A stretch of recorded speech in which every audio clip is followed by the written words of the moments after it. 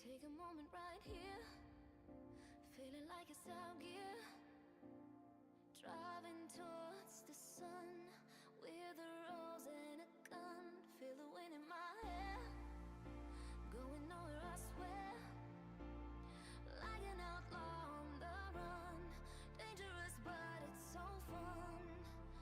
Running, running, no, hold on, don't let go. Running, running, no, keep running.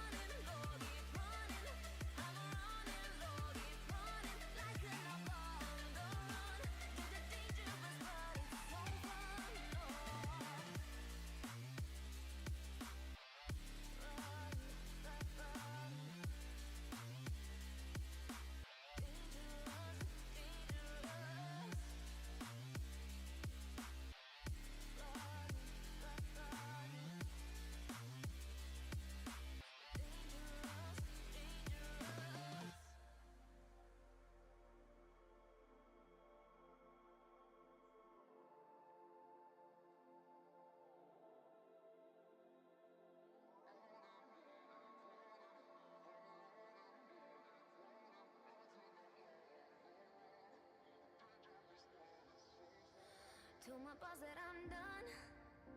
Had no luck with my mom. Say, what will you do with your life? You know it's hard to survive. A cigar in my mouth, maybe guilty but proud. Now I'm an outlaw on the run, dangerous but it's so fun. Running, running, no, hold on, don't let go. Running, running, no, keep running.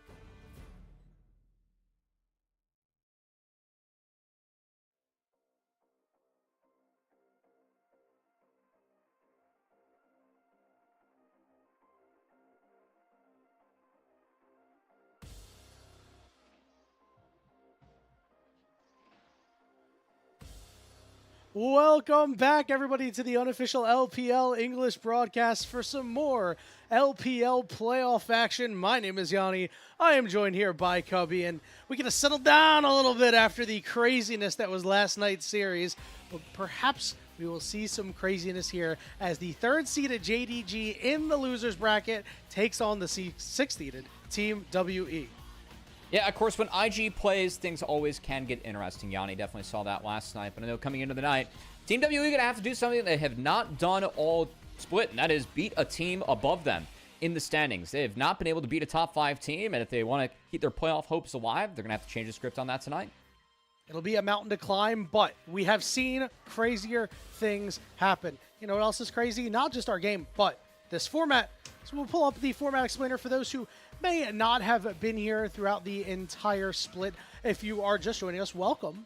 There's a lot to look at on your screen here, but the only things that you're really worried about right now, at the bottom left-hand corner, these are our 8 playoff teams right now. Of course, we're seeing JDG versus Team WE go at it here this evening. We've already seen a couple of surprises, one of them being JDG in the lower bracket, but also Top Esports. Yeah, the fact, it was Top Esports really a surprise, Yanni. I'm not as sure about that one. But JDG playing tonight definitely was, as their series against Weibo did not go the way that they wanted it to go. Well, let's see if they can bounce back. Yeah, that was crazy. I remember being a little hungover watching watching that game. That sounds about right. Yeah, that sounds about right. As you and I got involved in some debauchery over last weekend, but that's neither here nor there. Let's take a look at the bracket so you can actually see what we're talking about here. As Weibo Gaming, the 7th seed, taking on JDG and winning. What was very interesting is that we thought that maybe Weibo would have been selected before Team WE in terms of the top 4 teams getting their selections, but anyone's legend opting to go with the higher-seeded Team WE instead of Weibo ended up being the right choice here, as JDG were snake-bitten by the Hidden Viper. A wise one indeed. That makes for a rather hyped-up perspective lower bracket match between Top Esports and JDG, as those were 2 teams that people were, some of the LPL hopefuls, maybe more so with JDG than Top Esports, were hoping they would make it to MSI, but the fact that we do have our international representative from the last split likely to face JDG in the next round. Of course, I don't want to count out Team WE all too much yet, Yanni, but that is kind of what we're expecting and definitely the stakes we're playing for tonight. As you got to face the number 1 seed, whoever wins this one coming up next. Yeah, it is what it is, right? Obviously, Team WE, a Herculean effort would be needed in order for them to win. As you said earlier, they're going to have to do something they haven't been able to do all year. So, we're not counting them out, but we are saying it like it is, right? We are expecting a JDG Top Esports matchup in the next round, but we got to get through this one first. We got to see what Team WE has. Let's take a look at their roster and see what they're cooking with. Been cooking with this team for the entire split. It's Cuba, Monkey, Karis, Taeyun, and Vampire rounding out the rotation. Yeah, of course, Monkey being the latest change to this roster as he got the full-time starting spot for this split, and really has been a positive change for Team WE. I got to say, I've really liked watching Team WE play with Monkey, because this is a team that revolves around him. He is the shot caller. He is the leader. I think he's had some really good reads on the game. Like Trundle's a pick that's coming back. He was an early adopter. I really like how he's been playing that. And he definitely has been given a lot of freedom within this roster and has really cashed it in. But I feel like today the supporting pieces around him are going to be the ones that have to step it up if they want to take down JDG. Yeah, he'll only be able to do so much against a guy like Shun on the other side. But yeah, there's not much more we could say about Monkey. We've really been singing his praises the entire split, as we should, right? The entirety of Team WE has just looked different since he joined. Vampire suddenly started playing amazingly, I would say, compared to what he was doing before. Considered a top half support in the LPL when, in Split 1 and last year, this guy was essentially left for dead. He's unlocked Vampire. They, as a 2-man unit, have really done a lot for the rest of this team. And Cube has been a stable force. We're really just like, hey, Karis needs to be the kind of guy that they can get going, and we've seen a couple of times, you spoon feed him a couple of kills, he can actually carry a game. And Taeyun, a little bit of cracks in the armor lately, however, still a guy that has been largely reliable, although he has made some mistakes. As you take a look here, we did highlight a couple of scenarios where he was not so great Unfortunately, this is just when you get CC'd under a turret, you auto attack instantly. Did not hit his S key. That was an oopsie for sure, as of course WE did surpass LGD in the plans, but did drop one. And yeah, it's a bummer too, because Taeyun, before Monkey and before WE was really playing well, it felt like Taeyun was the strongest part of this roster. Like, we were just saying, hey, give this guy Ezreal and hope they can do something. It has not been the case in the back half, as it has been a bit of a bummer to see Taeyun, we feel like, kind of regress a little bit in terms of the performance that we've seen, while the rest of his team is really starting to play well around him. I think, like WE, of course, we give so much credit to Monkey and Vampire, but honestly, Cube, also a player that feels like in the past he's been not so hot, but in this tank meta, Cube's actually been able to play it pretty well. His Cassante has been really scary, as that champion's been sneaking back into the meta. He was an early adapter of it. And yeah, in terms of Karis and Taeyun, that's really where I'm looking towards today as players that have to step up, because their opponents in Scout and Pays, I mean, Pays has been in great form all split. And while we've been a little bit rightfully critical of Scout as well, he still outclasses Karis as a player. So gonna have to see if that's the case today. You just saw that Ezreal clip of Taeyun where he got picked off. That was really where things went wrong for Team WE. This was you. I got like 2 clips of Scout. You pulled a lot for Taeyun, man. Yeah, listen, you were hate watching for real. Well, it's funny you say that, because I was just about to talk about how Taeyun in that Ezreal game actually played a really fantastic game up until that point where he got picked off in the mid lane. I was watching him in every team fight, and he spaced very well, kept his distance, got in good damage, made sure he was really never in any danger. There's just been a couple of oopsies coming through from time to time, and unfortunately, that pick in the mid lane was where things just kind of went wrong for the entirety of Team WE, and that's why they are seen as the little brother Cubby. Remember, you mentioned it, they have not been able to beat a team that is finished higher than them in the standings. They are just a little too short to ride this ride, my friend. Yeah, it's been a rough one for WE, because, again, this is a team that we've been trying to get excited for, but they haven't been able to take a single series off of the 5 teams above them in the LPL standings. They are 0-10. They are 5-25 in terms of game scores. So, I mean, in terms of trying to sneak on a ride, if you aren't tall enough, I feel like a 20% batting average is about average, you know, for trying to get through there. But, yeah, again, they're going to have to do something that you have to do. Also, as you mentioned, Yanni, this team was picked before Weibo Gaming, despite them being the lower seed. Weibo Gaming, against the teams, top 5 teams in the seeding, they're 4-6 in terms of series scores. So really feel like that has been part of why we saw WE maybe get yoinked earlier on, and rightfully so for anyone's legends. Again, they were outclassed in that series. They're going to have to really change the narrative today if they want to, again, surpass JDG and stay alive in the playoffs. Yeah, in the end, I wasn't really that surprised that they went earlier than Weibo, just because, while, yeah, you know, you look at, you know, the standings, pedigree. They were very close on paper, and the pedigree. Weibo Gaming, certainly a very, very scary team. We'll see what IG does against them later on. But Team WE, again, as you said, they need to do something they have not been able to do. And you know what?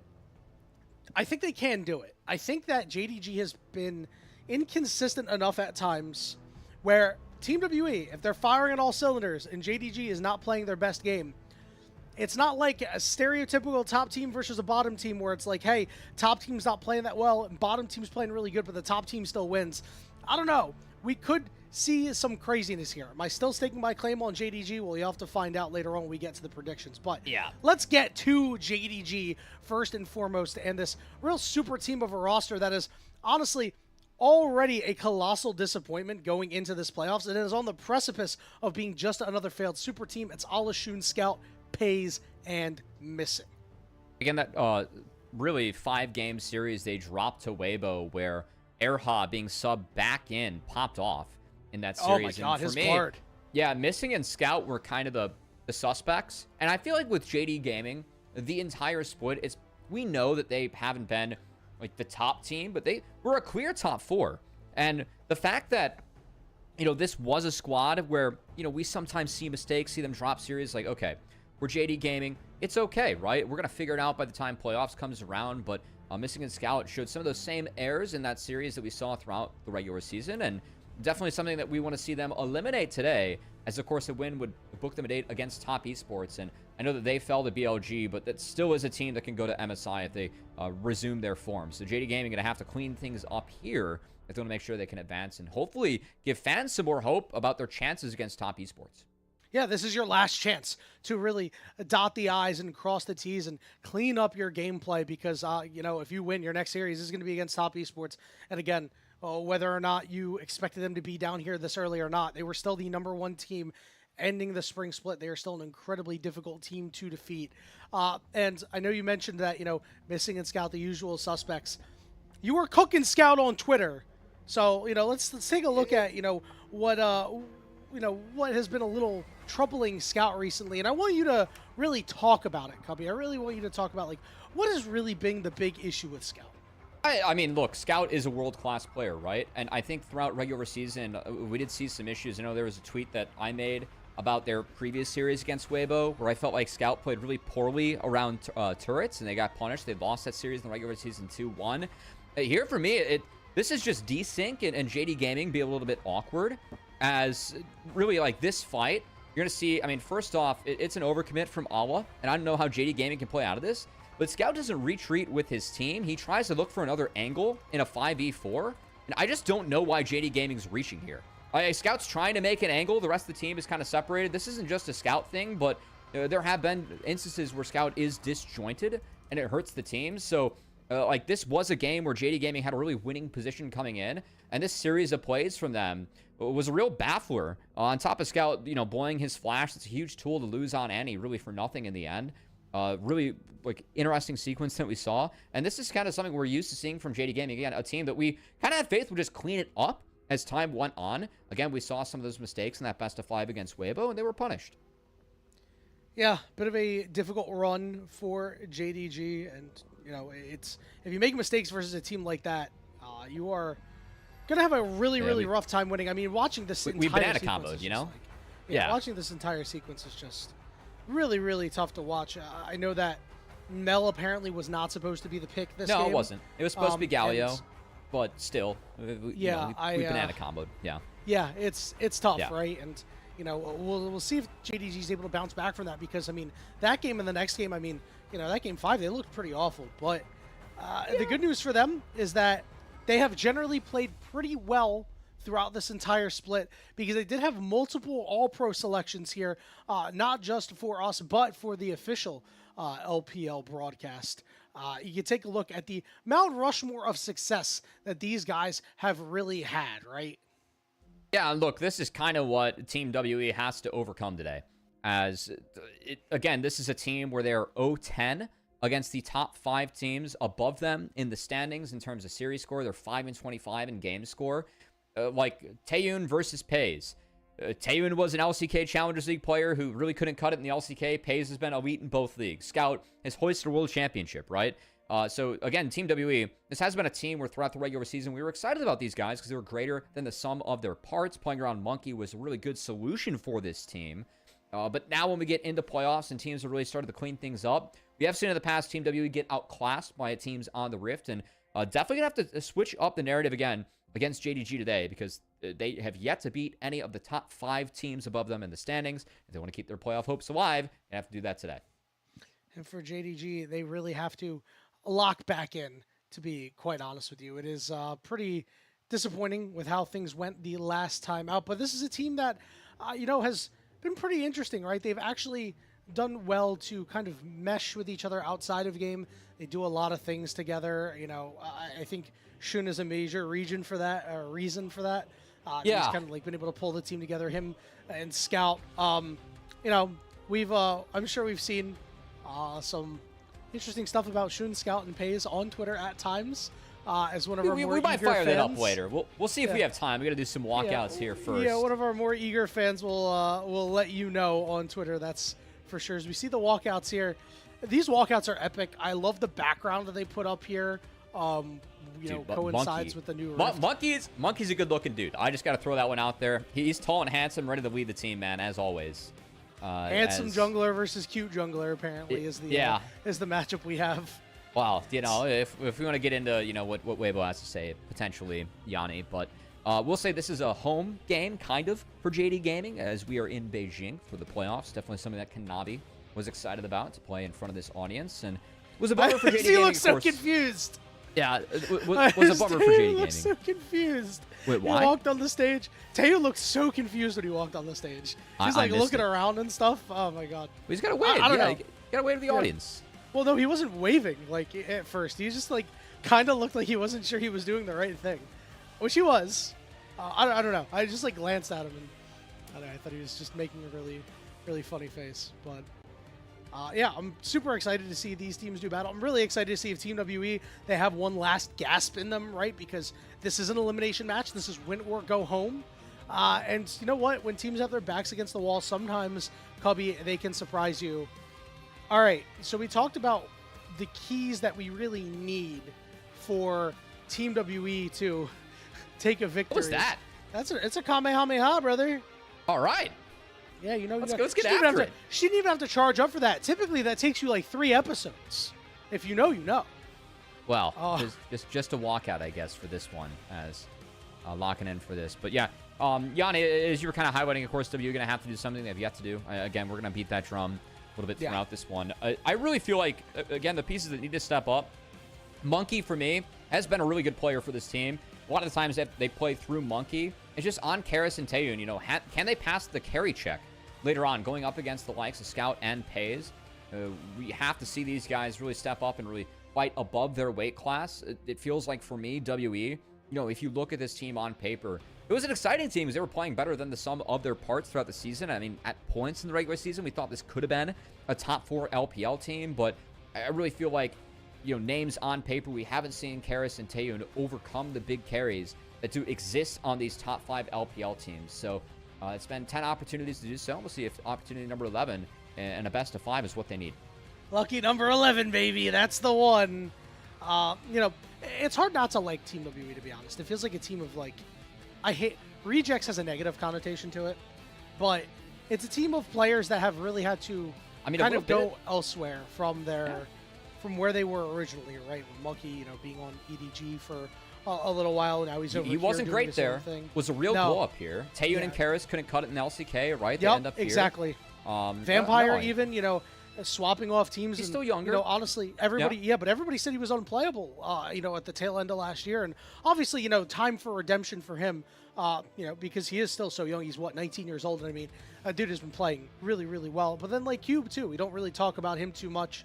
But again, he's a guy that's kind of drifted around a bit. Cubby, we'll see if he and the rest of Team WE can get the job done, as we're into picks and bans, already seeing a lot of stuff aimed at the bot lane, really targeting Taeyun and Vampire. AD bans early. Curious how heavily JD Gaming is going to prioritize that MF as the picks off the board. Might look good for MF. Been a big pick for them and Pays. As, yeah, you kind of called it Gwen Rumble. That handshake is up with the marksman bans. Oh, looks like it might be a Karis Azir, actually. Makes sense. That's going to take the cake and take priority over the all. I will say also, this is one of the first games where JD Gaming, they didn't have side select. They've actually chosen red side. Yeah. So fun fact, we actually, in our rosters, we just have it hard-coded in the background that the higher seed, we're going to cover their team blue. Because we just assume that everyone's going to choose blue side. But no, we got a red side choice this time. So that's quite interesting for JD Gaming, as, of course, giving up that Azir does mean they get the Pantheon and the Varus still on a priority here. Yeah, why do you think they did that? Well, I mean, Varus is a pretty hot start. It is. I know that I was talking about MF, and we're going to give up Rumble 2. You're going to get the Taliyah, probably. Yeah, it's probably Rumble Wukong, and you try and play into the Taliyah. But Taliyah Varus is a lot of early game. Yeah. And for me, that's a really good start for the Pantheon, just to have a lane to play through, as we are, of course, looking for jungler here. Mm-hmm. There's a lot of good options here. I do like what Team WE did in terms of the champions that they picked. You know, this is a really good pickup for Cube. You know, Karis has played a ton of Azir. It's his most played. But Scout has double the amount of games lifetime on that champion. So it's like the early takeaways. The problem is, like, yeah, you got good champions for your players, but JDG, they just have a good 1-2 punch in their comp. And with this Taliyah that we expected to come in, you know, you've got your globals, you've got your strong early game. I mean, this is exactly what you want as JDG and what you're fearing as Team WE, because they're a team that they've needed to be the ones to be chaotic early and make plays in order to try to get some advantages against these better teams. I will say at the moment, I like where Team WE's at in the sense that Monkey, Yeah. I think that the early game is really good for JD Gaming.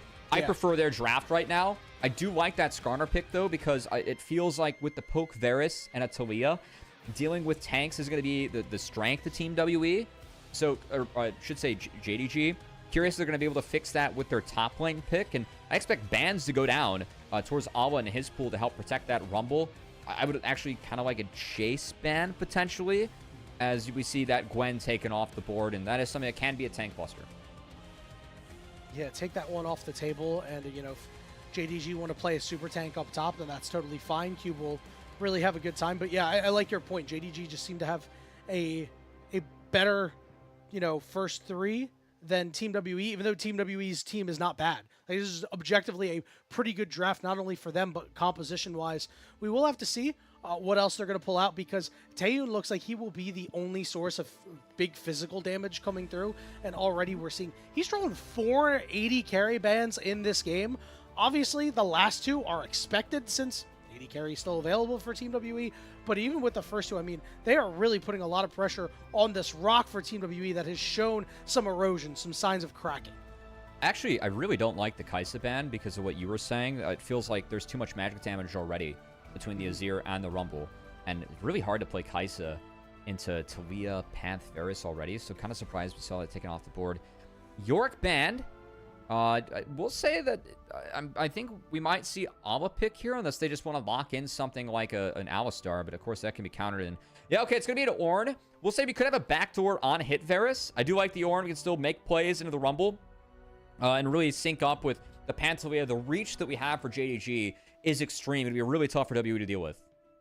Yeah, it's going to be real hard, Cubby. And the good news for Team WE is, you know, depending on the type of Varus that you get out of JDG, where it looks like it'll be more of a poke Varus, there's a bit of a fall off in terms of damage that JDG will have. This Pantheon will have a lot less use cases later on, mostly just a stun bot. You just have to be aware of the zone control that JDG can bring. I mean, these guys are so good at making sure they get in good quality damage. We're seeing Corki Rel come in for Team WE. As expected right now, we're seeing an Alistar hover on the other side to try to keep that Rel out. Yeah, I feel like JD Gaming, they're going to have to play fast this game, as the damage from the Rumble, Azir, if we do go late, the Wombo we have for Team WE, it is good. I'm just concerned for Team WE. Can we ever get there? The ability to Ornhorn with a Weaver's Wall and Grant's Starfalls in the side lane is going to be really tough to deal with.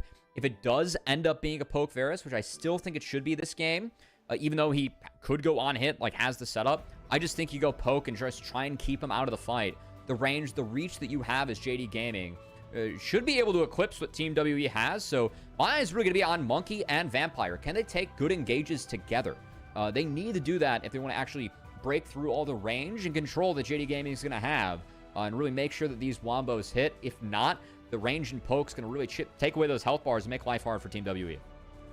Yeah, the good news for Team WE, though, is while JDG does have a lot of tools, the only point and click they have is Pantheon stun, right? So I mean, Paris, Alistar, Ornn, man, like Talia, we have so much CC. There's a lot that WE need to dodge. I'm not concerned at all. However, listen, I can agree with you. There's a lot that they need to wade through, but you know, I think Monkey can absorb a lot of it. I think Karis could end up being like the forgotten guy in the backline potentially later on in this game. As we have a look at our match predictions, you and I are in lockstep, my friend. We're thinking this is going to be a JDG sweep. You're really trying to cope yourself out of this one, Yanni. You know, I just got to throw that one out here. As what? No, yeah, you're on the Team WE train. You're like, oh, you know, X, Y, and Z can go right. I still feel like it's JD Gaming map 1, you know? Yeah, I mean, yeah. I think so too. I think they have the better composition. But I think there's things that, like, there's a little bit to like out of Team WE and what they've put together here. So we get on to Summoner's Rift for Game 1 of this best of 5 series. Win or go home. JDG versus Team WE. Let's do it.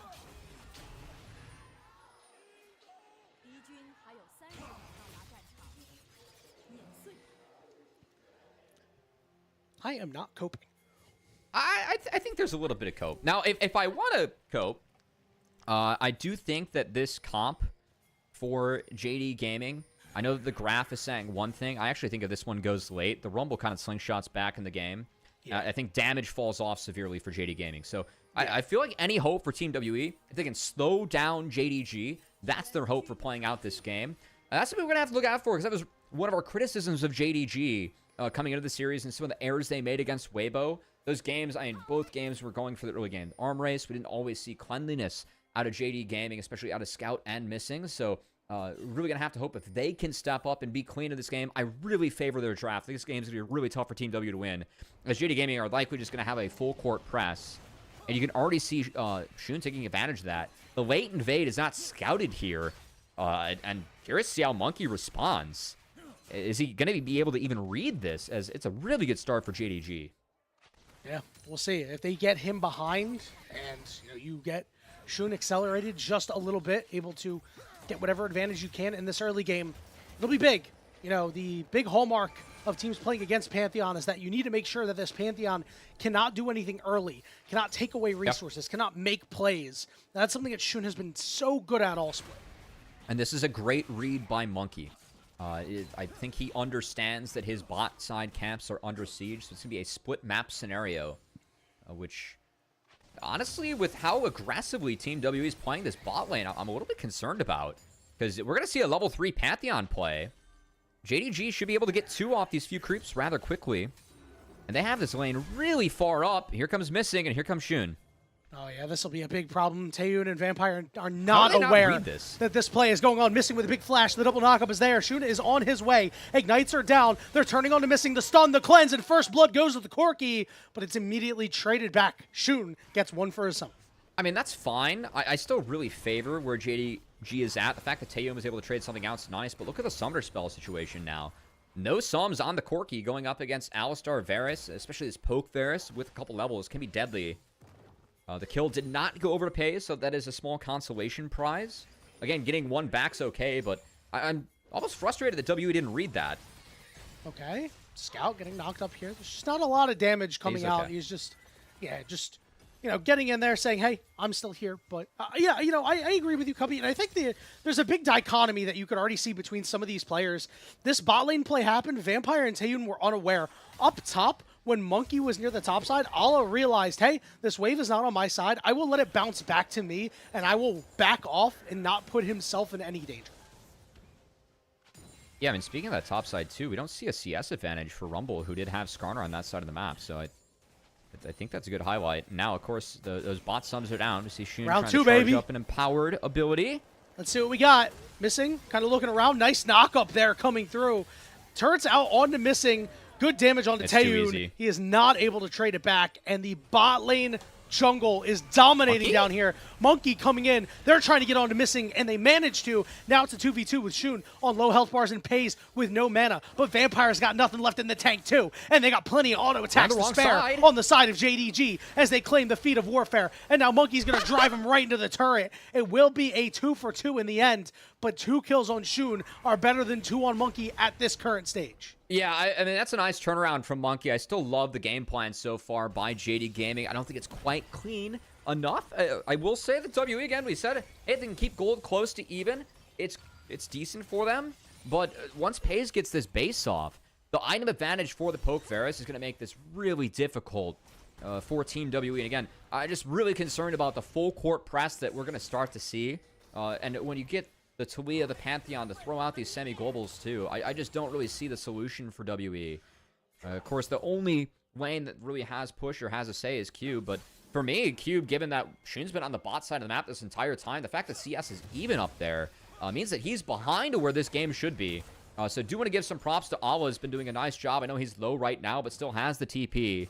I'm going to have some help from the Pantheon to try and hover up here. The fact that he's keeping CS even and he's ahead is a big win. Cube is level 6, so this could make life hard for Allah. As you mentioned, he is a little low on mana, so isn't really able to throw out these spells laissez-faire. But, again, doing very well to keep this close. He saw him just pick up one right there. He'll drop the other one. The equalizer going down. Just one thing that I find really weird about this composition is that I just don't think Corki fits super well into what Team WE are trying to do, right? Because Corki, for all his early game prowess, we talked about how the early game for JDG is just so good. And I think this was a symptom of Taeyun losing a lot of options. I mean, he's going down to Corki, who he's played like 4 or 5 times all year.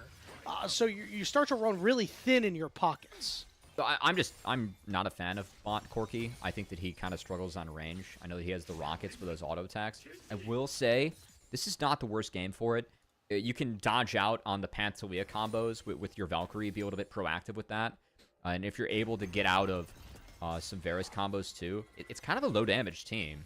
So if you're able to at least turn on the front line, I mean, that armor shred is pretty significant. Not cashed in the best by the comp, given the double magic damage, but for all the games for Corki, and I'm not a fan of Corki bot. I actually think this is kind of an okay one. I know that his options were limited, but they did need some, or they could have used some damage down there, so definitely going to be the option. But, of course, with the bot lane lead in the hands of JD Gaming, they're going to be looking for the Dragon, but a little bit of desync there between Pays and Missing. He's just walking up to support Shun, and Pays being on the wave on his own, just lost both Summoner spells, so well played by Vampire. Yeah, really, really good stuff. We'll see how that affects some later fights, as the Dragon is fully controlled here by JDG. It's Team WE, about a minute until these Grubs come up. Grubs would be a huge pickup for them because of what their solo laners can do as the game progresses. Seen a couple of pings go down toward the mid lane here. Shun is going to take a back here, so no Dragon for JDG at this current moment. We'll see what Team WE wants to do. Yeah, no early Dragon take for JD Gaming is nice. I really thought that there would be a look there, but of course, with Pays losing both those Summoner cells, wondering if that kind of threw off JD Gaming at all. Do you think it's important to stack up those early Drakes? Because again, if this game goes late, damage to the Rumble and the Azir and the Corki can overtake what JD Gaming have. So we need to start seeing them utilize these level 6s and what they have to start to make some plays. We do see the bot lane moving up here, but this should be spotted out by Cube with his control ward. So he's going to be able to sneak out of here okay, and this actually gives the first Dragon over to Team WE. So I think the fact that JD Gaming missed that like 5:30 window actually pretty significant. Because WE picking this up, again, that could buy themselves 5 minutes. Did see Scout use the Weaver's Wall on the bot side and Equalizer coming down on this top wave. It means it will not be up for any potential Grubs, which obviously it didn't look like Team WE were going for anyway. They're electing to take the Dragon for themselves. They're hitting 3 turrets. Plates. Like, yeah, this is good. I mean, yeah, like you're dropping Grubs, but it's a trade for the Dragon. You're actually playing out 3 lanes. Well played by Cube to drop the Equalizer and mess with that timer a little bit.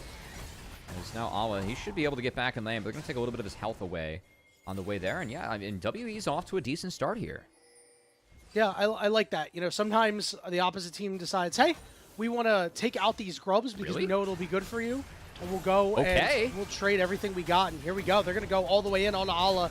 This is a good job to really prevent that CC from coming down, but that Impale is a little too much to deal with. That's a great yoink coming out from Monkey. I was a little bit surprised we were going for that time, but again, WE, in these 1v2 scenarios, the fact that Rumble can really cheat tempo by burning the Equalizer on a wave, they can't make the play into him, and now he's just the one that's under threat. Looks like Shun and Scout, there's no Weaver's Wall for Scout. Shun could look with the Grand Starfall, but that doesn't look to be the play. And WE just went out. I think the trade for them, just with the comps we have early on, the fact they traded Dragon for Grubs is nice. Now Scout might have overstayed his Vampire. Oh, I like this.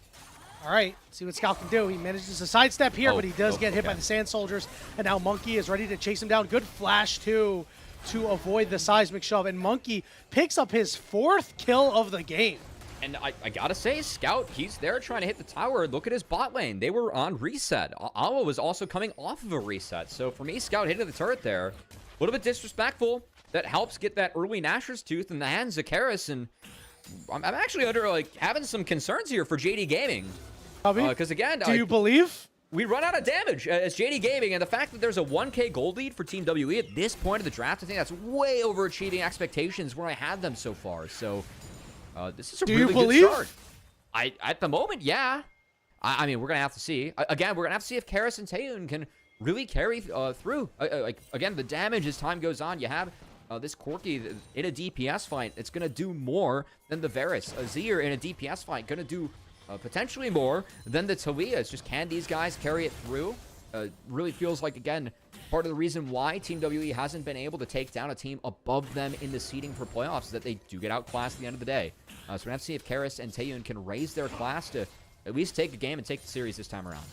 And a very worrying trend is we're now 11 minutes into this game. Shun is level 7, Scout is level 9. We have not seen Talia Pantheon link up at all yet, right? Great this point. is something that is really surprising. You expect a team of JDG's level to understand that they need to execute this as soon as humanly possible and keep their ball rolling. It felt like they got their early kills and they stopped and they were content. They said, well, guys, we're in the lead.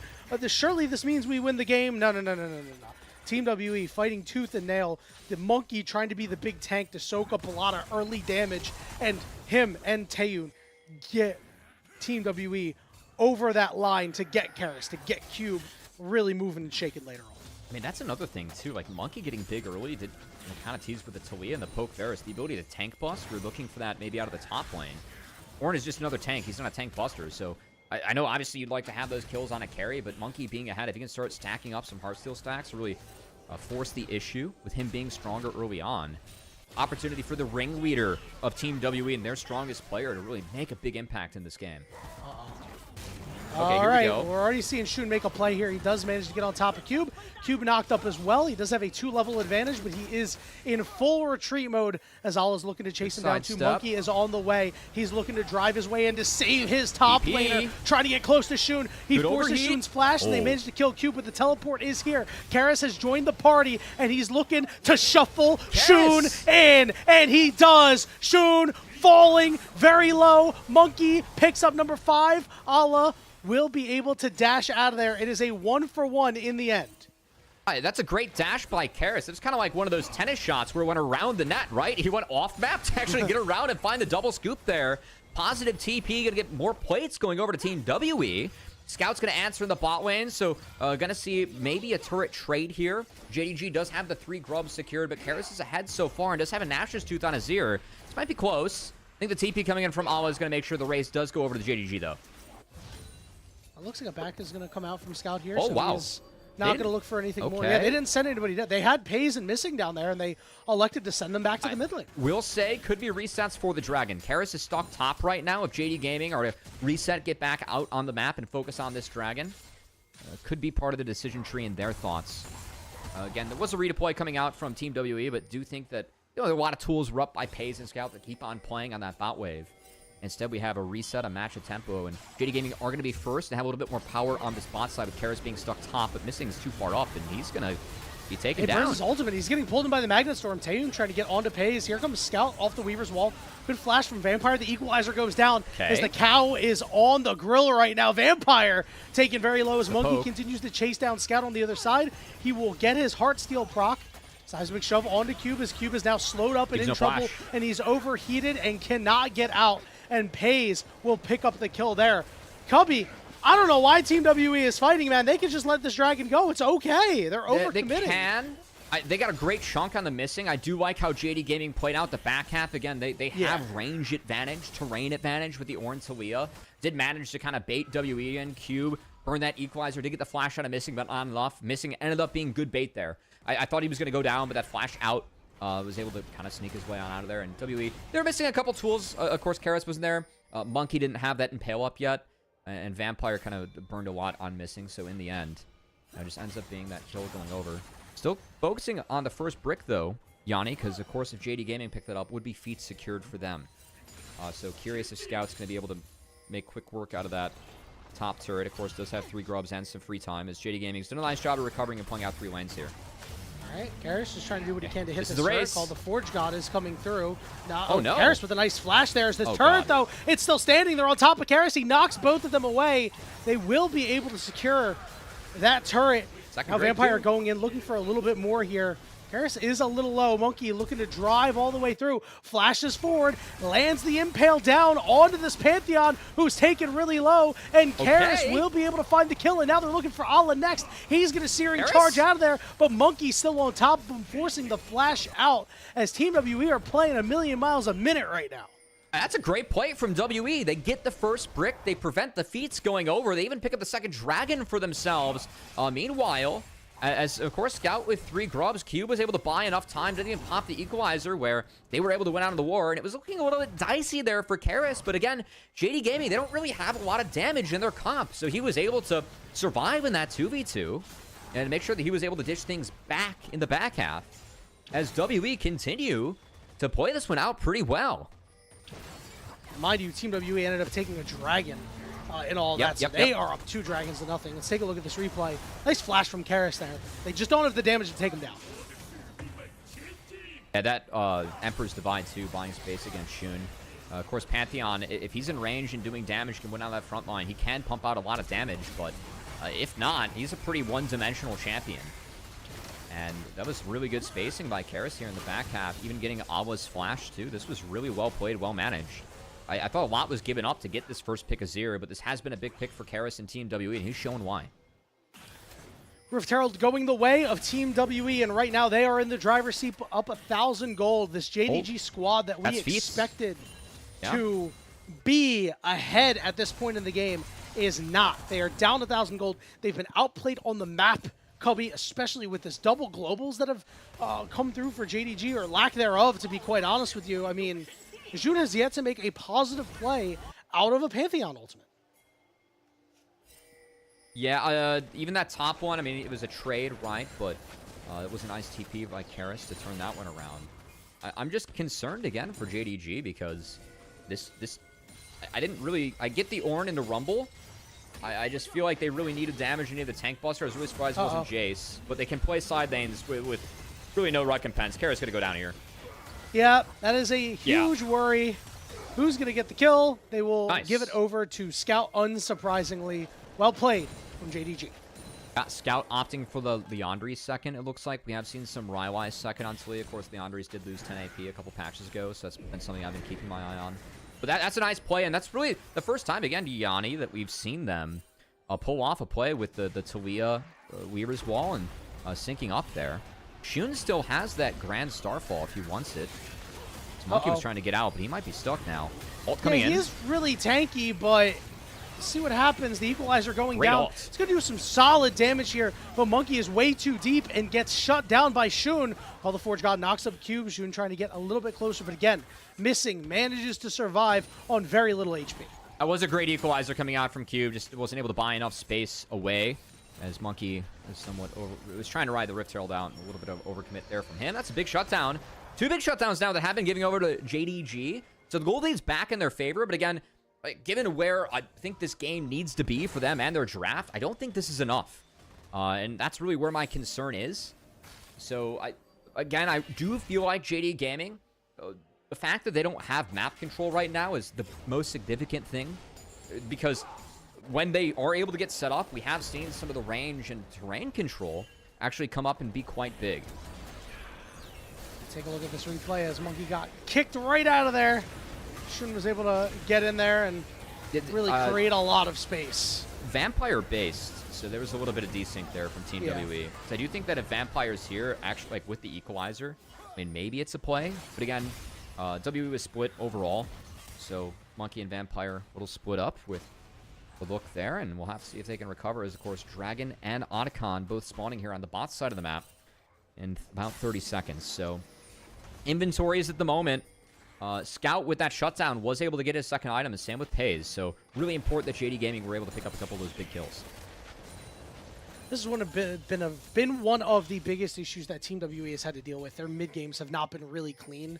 We've seen a lot of times where they have a lead or they're in a good spot, have a good foothold on the game, and things kind of go wrong. And now you have those back-to-back plays. I wonder if it's the same old story for Team WE, right? Side lane pick plus trying to play a little bit too fast. Although things are starting to heat up a little bit as teleports are going to get burnt from the mid laner and top laner respective of each team. Yeah, if you see the toggle, JD Gaming do have a ward in that embankment brush by Taeyun there. WE have a pink ward in there, so some false information. JD Gaming getting a little bit more than what WE knows. This is a nice wall coming in. Good setup. Yep, Vampire forced to flash away. The ultimate out from the Varus as well. Forces Monkey's flash as Vampire can't do a damn thing. Another flash gets burned as Ala gets in there. Otacon gets aggro too. Equalizer coming down, but it's really only on top of the Dragon. The stun is on to Missing. He's absorbing so much, and he punts a man in, and it ends up being a 1-for-1 for right now. Dragon down to about 2,000 HP. Monkey is not around, so it will go down. Scout, seismic shove off to the side, forcing Team WE toward the bot lane as they go mid. Fast track to mid. Yeah, that's going to be outer turret getting hit. Karis going to rotate to cover. A good poke landing from JD Gaming. A little bit fast at how quickly we pulled the trigger there on both sides, but it feels like Pays was able to get enough damage down. That was significant. As, of course, that trade up from missing. He was in there quite deep, but the fact he was able to bump Monkey back did make that adventure worth it for him. His smite off the table. Dragon secured, soul point prevented.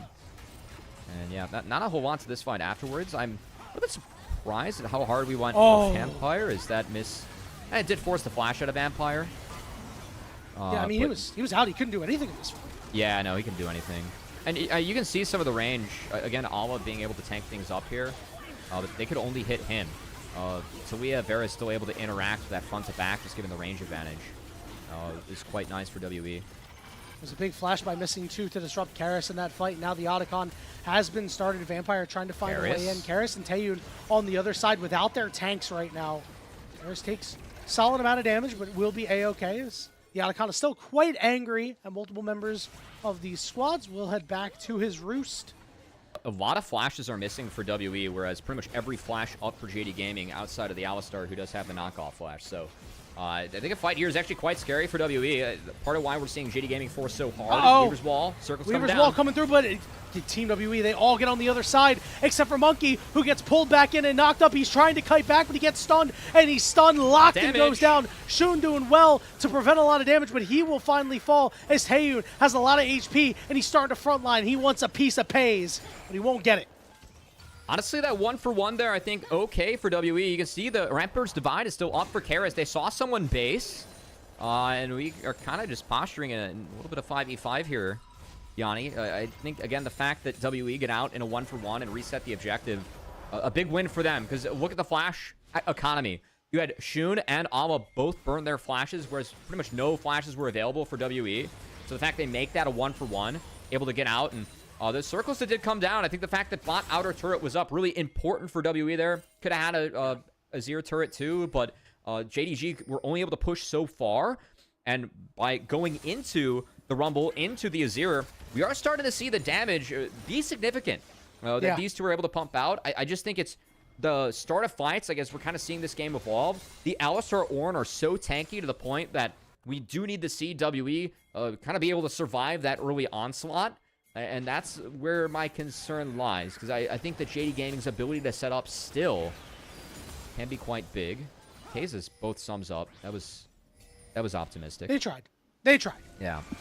Yeah, but you mentioned it. It's really hard to get through this Kanik Rukern of Ala. Yep. Especially when you have Cube and Karis on their AP threats. But do keep in mind, the longer you stretch this game, if your Team WE plays like that, making sure that JDG can't push the pace, can't get an objective, can't snowball the game any further, means that this is a real positive thing for Team WE. They are getting opportunity to continue to scale in this game. Karis is on 2 items right now. Looks like he's going to go with that Rylai's next. So, you know, it's going to be hard to escape this guy once he starts landing these auto attacks. The Rylai's, the return to Azir and building Rylai's, I think has been really big for him. Might warp this game a little bit. It helps you kind of control that front line. Like Pantheon just hates seeing that item come through, right? With like how he just needs to be in range to use his stuff. Same with Alistar, can get kited out in the back half and can really help empower Rumble Corki. A couple champs that, you know, outside their ultimates can struggle with a little bit of range too. Rylai's can be a really big tool, so we have seen mid-drop. We're trying to pincer on the Pays, but TP coming in. Vampire's got a great angle, though. Yeah, Monkey is on the wrong side of the map right now. He's going to be able to at least drive his way up, but Vampire went in. We're out. He's got no flash now. All the Forge God coming through, and that means that Vampire will be the victim here. Equalizer goes down for some okay damage, but it really doesn't do that much. Yeah, I didn't like the Equalizer. That was not well placed, and Vampire... I thought he had a decent angle, but WE getting a little bit of cold feet. Weren't willing to pull the trigger on a Pays again. Surprised we're looking at Pays. He has both sums up and also has the Edge of Night, so he's got the shield too. Now we're going to see JD Gaming at least really try and protect this bot side river. Hitting the Otacon as we speak and Dragon spawning soon. WE don't really know what kind of solution to go for here. It's going to be a cube reset and TB back, but there's no Equalizer, and that's a big cooldown gone. Monkey's on the bottom side. To be honest with you, Cubby, I think think they could have just went for a Baron if they really wanted to, but instead they'll look for the fight here. Teleport coming in. Karis will be from behind. Monkey is kept out, so that Otacon will go over Karis to is JDG. Taeyeon over on the side. There's the Impale. It's onto one target. It's onto Scout. Karis is going to turn over to Pays as Allah is on top of him. He gets chunked out hard, but Scout ends up falling too. Allah has to run a 4-for-1 in favor of Team WE. Karis had a hell of an angle there, and honestly, I felt like he could have gotten more out of the fight, but everything used by JD Gaming just to secure the Otacon, and, well, you said they could have done Baron while that was going down, Yanni. Might as well just take 4 kills and do it after, as WE going to pick up that temporary buff to match the permanent one that was picked up by JD Gaming, but gotta say, WE winning out in the end, as this should be a Chemtech maybe being picked up afterwards, as JD Gaming should be able to get back out on the map. I think we're going to have to see a reset out of Team WE, but I really need to see a replay of that fight. I was so focused on Karis with the angle, and yeah, he was able to trade himself out for Pays, but I didn't really see how Scout went down too and what options he had. Yeah, and there was an entire second half of that fight where JDG went down over on the side. Take a look. Yeah, it's so Scout split. Didn't flash. Yeah, Scout had flash up, didn't pull the flash, and was just comboed. Flash afterwards, still goes down. Meanwhile, Taeyeon was just able to melt Shun. A very one-sided fight for Team W. They had more tools up. You saw the Grand Starfall was available, not able to be used. We already used Alistar ult. Ornn ult was down. WE had more tools. That's a great TP from Karis. Again, asked for Taeyeon and Karis to step up in this game and step up to the big carries of JD Gaming. A Team WE want to have a chance in this series. They really stepped up in that fight. Vampire chunked down to half. Monkey using his flash, but he gets stunned up.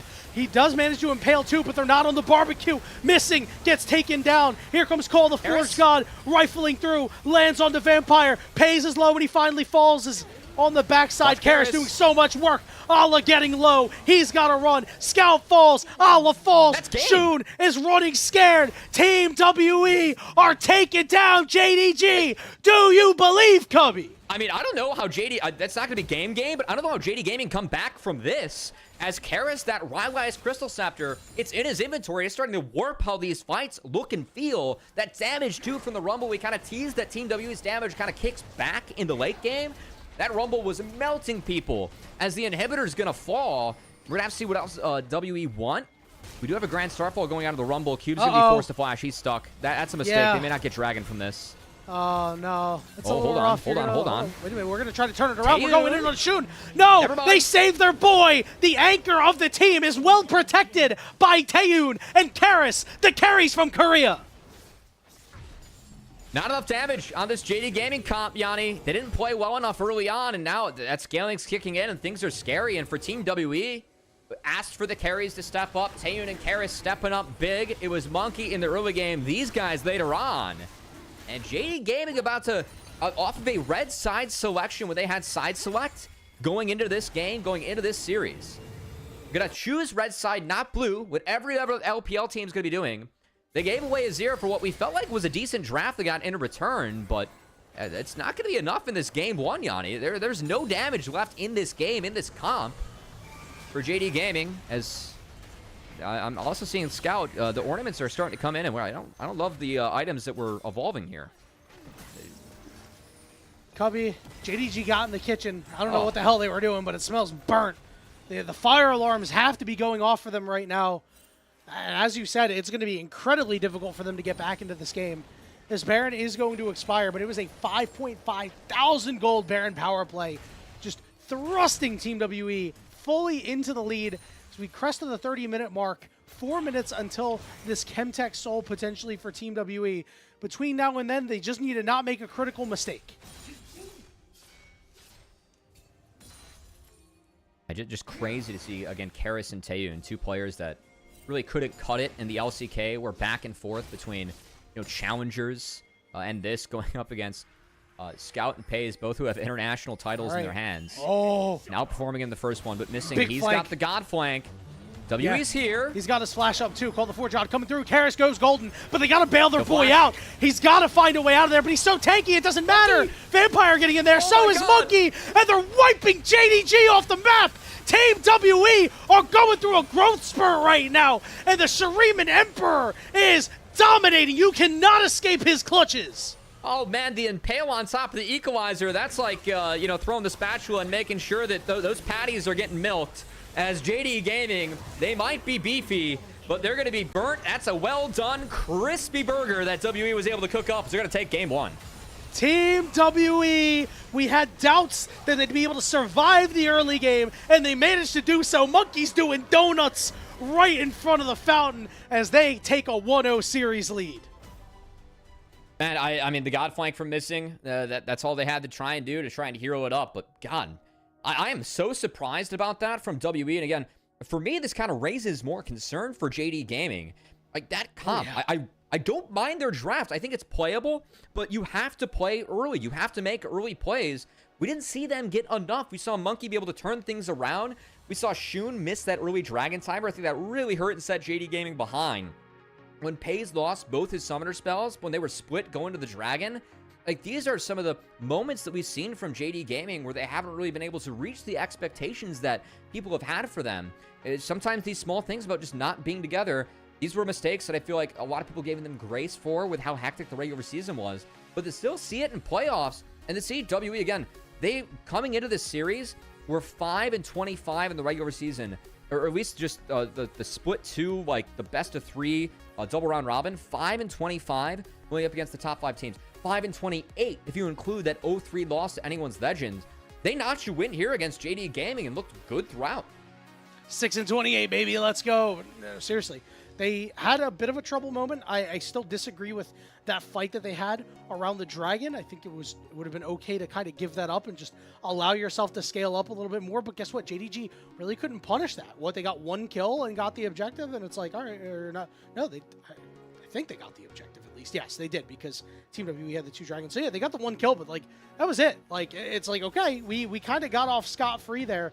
And then again, they had the trouble moment where Karras gets picked off in a side lane, and Monkey dies mid. But outside of that, Cubby, I mean, I think Team WE played a really clean game, but I think that there's a lot of inaction from JDG, and that's kind of rare because Shun has been a guy that has really been proactive and a big reason why they've been doing so well. We didn't see a ton of Pantheon ults in these side lanes. We saw, I think 3, and only 1 of them were successful. We still didn't see the Talia Pantheon ever do anything. That is a huge like miscue coming out of JG. That's a big indictment on them. This, as a top 3, top 4 team, they need to be able to make those plays happen. Yeah, and I mean, this is part of why they're in the lower bracket, part of why there are concerns about this team. And yeah, that desync, they're gonna have to figure it out today as Team WE. I think the fact that Skarner got so big early with really a lack of tank busting on JD Gaming actually ended up being pretty big, as Monkey had a massive game, and that damage from Team WE, they were able to catch back up and make it happen. So gonna have to see if they can continue that for game 2. Oh my goodness. Again, I mean, I know it looks bad for Awa. That's about how it looks, though, if the map doesn't go your way in this matchup. But to see we can still be like, oh my goodness. Yeah, I mean, Karras and Taeyun to put down that much damage, especially against that poke Varus. Usually his damage gets a little bit accentuated or accelerated. Yeah. But I'm really surprised. I thought it was going to be a Jace game for Awa, just to be able to play to and through the Jace. I think having that damage, again, I like Ornn in a Rumble, but not when you're planning on playing the poke Varus and the Talia. I think that game is still winnable. You have to execute better in the early game. We did not see JD Gaming do that. And it's not just these dives and like bloody plays you're going to see. I think the big thing for me is that they missed the 5:30 Dragon Timer.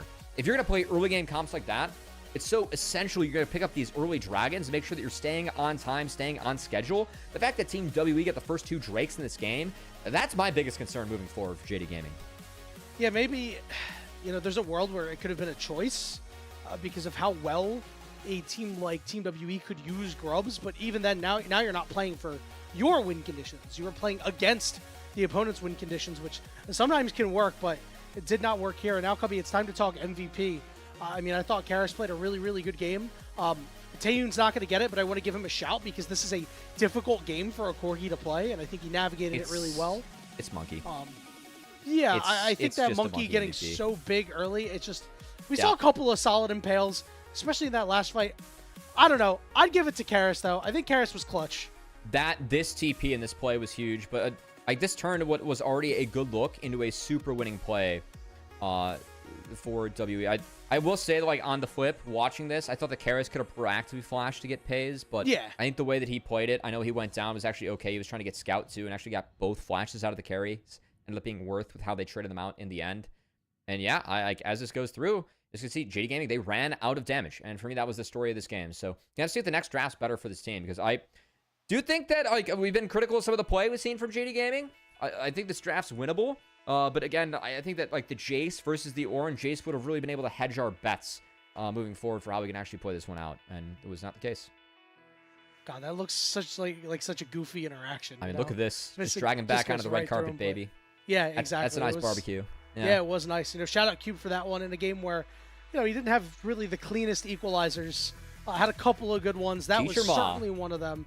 Yeah. Yes, sir. Happy Teacher Ma, right? That's something that we have seen more and more of throughout the entirety of the split. And right now, I'm sure that guy is over the moon, but they know the job isn't finished yet, Cubby, because Team WE, listen, they only got to win 2 more games, man. Yeah, a good analysis out of me.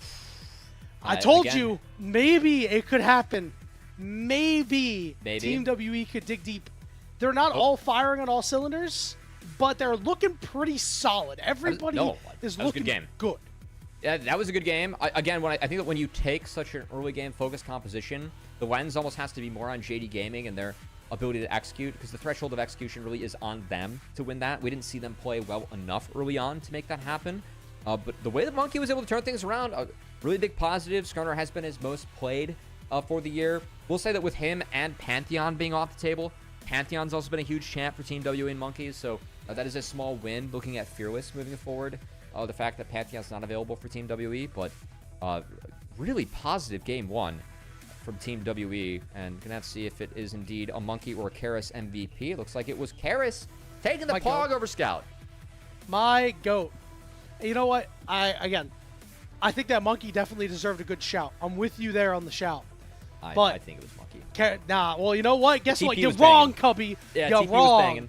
It was. Good stuff coming out of the mid laner for Team WE. You know what else is good stuff? Good stuff coming out of our coffee and our YouTube subscribers, because you guys help us level up the show. A lot of our initial payments do go into upgrading the broadcast, but a huge bulk of it pays on-air talent and our content creators. If you subscribe to our coffee, which will be linked in the chat, you can unlock perks like early access to content and the ability to ask interview questions. We are going to kick it to a short break, and when we return, we'll run a little bit of MOBA Trainer, and then we'll get into the Game 2 draft of JDG versus Team WE. Don't go anywhere. We'll see you on the other side.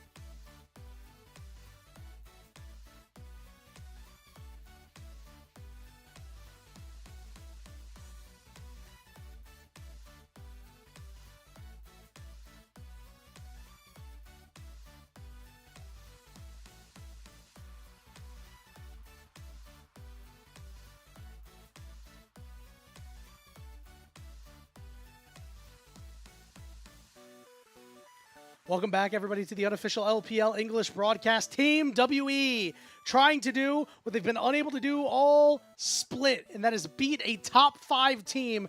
They're on the right track right now. Cubby up 1-0 in the series. Yeah, and honestly, pretty impressive game one. Monkey was able to turn around a lot of early plays, was able to read the fact that the jungle pathing was kind of weird, flipped as Monkey started his bot side, or that was Shun huge. started Monkey's bot side. Monkey was able to read that. He turned to play around bot, got 4-0 on Skarner, had a really early heart steal, started to get the ball rolling for Karras and Taeyeon to carry it through in the back half. So, was a good look for WE in game one. Ultra Instinct Monkey. He just knew. He had no vision, but he knew. He didn't have the physical vision. He had the mental vision, honestly. Maybe we can get some mental vision here, Cubby. We're also going to need the physical vision because you know what it's time for. And if you don't, that means you haven't heard of MOBA Trainer. MOBA Trainer is a new app that teaches you League of Legends with a series of puzzles. You boot up the program, you work through the puzzles every day, and you will help improve your game knowledge. You'll select a puzzle from the map, answer the questions, and unlock more features. Chippy, let's pull one up right now. It's dealer's choice here for our production member, Chippy, behind the glass, because we have to pick a new path. So whatever you want to do, let's do it, friend. Challenge Jungle us. clear outs is good. Yeah. Oh, hold on. It's not ready yet. Space timers? Early vision? I don't know. Oh, we had to choose our role. What are we doing here? We're bronze 4 in base timers. Yeah, that sounds about right. You know, hit the why question base? mark. Chippy, Why hit base the when I question can mark. read? Boom. Pick a roll or fill. Yep. Doesn't matter. Oh, we're jungle base timers. All right, let's go. Base timer numero uno. Who we playing All right, as? jungle is my second to worst role. You know, you've played jungle with me a couple times. You were able to micro me that one time we played Renekton at least, and that I don't worked remember really that well. at all. That's a core memory for me, bro. It was one of the first nice. games I played with you. The I was like, croc this ain't guy's too insane. bad. You know, the croc ain't too bad in my camp. All right, we can ninth? recall or take Raptors. This is our second spawn of Raptors. Our mid laner is backing, and our bot lane is getting shoved in. We should. Syndra's coming back out on the map. She's got to play the wave. We should just take Raptors. Yeah, I think we should take Raptors too. We need to hit Yeah. level 6 as soon as possible. Yeah, like why wouldn't we? Yeah. Okay, well we managed to answer correctly what every pro is doing when they start Raptors, which is you compete for second Raptors, which gives you a nice spike in experience. So yeah, getting those respawn camps can always be big and important. Oh, this is Skumond. Yeah, good to see that we made the right call there. Boom, We did next puzzle. it! What Let's do we got? go! We definitely have so time for good. one more. Oh, Yeah, I know let's get this in one. there. Wrong Nefuri Oh. scam. We're still playing some Nefuri. We You have know this Ignito one? Libido as This is well. unfair. Uh-oh. Uh-oh. Wait a minute. Oh, wait. Oh, Nico was a It dog. was a fake dog! Oh Oh, my my God. god! Oh my goodness, bro! FF. This game's unlosable. You could have the worst jungle pathing in the world and you ain't losing this game. Oh my goodness, this Nico is insane. Who's that? That's Harpoon. What a go. Do we have time? 55 is spawn, 35 seconds. Let's Back recall. takes We get a 8, longsword. 27, let's recall. We get a longsword. Let's do it. Yeah. See? Yeah, I saw well, we should get 350. there with like 7 or 8 seconds to spare, probably. You know what that means? It means this was an old patch. Oh, yeah. Yeah. I mean, look, it's not even Noxus map.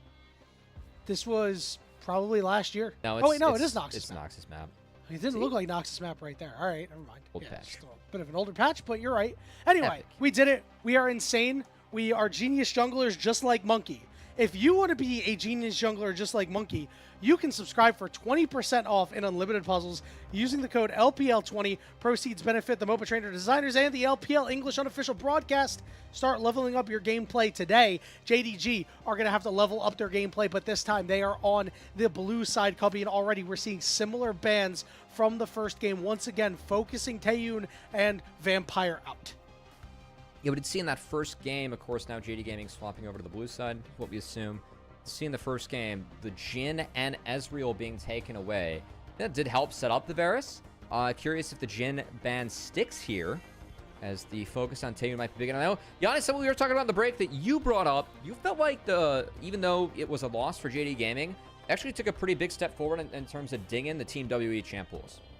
Yeah, you see Pantheon gone. So some of Monkey's most played are off the table. The Stalia, which was Karras' most played throughout this entire season, off the table. We saw even in this last game when Taeyun got focused out because they saved him for the second half, he was already getting to near the bottom of the barrel of AD carry picks with Corki getting picked up. I'm curious to see if WE is going to go for an earlier AD carry pick this time around as Rise is locked in first for JDG.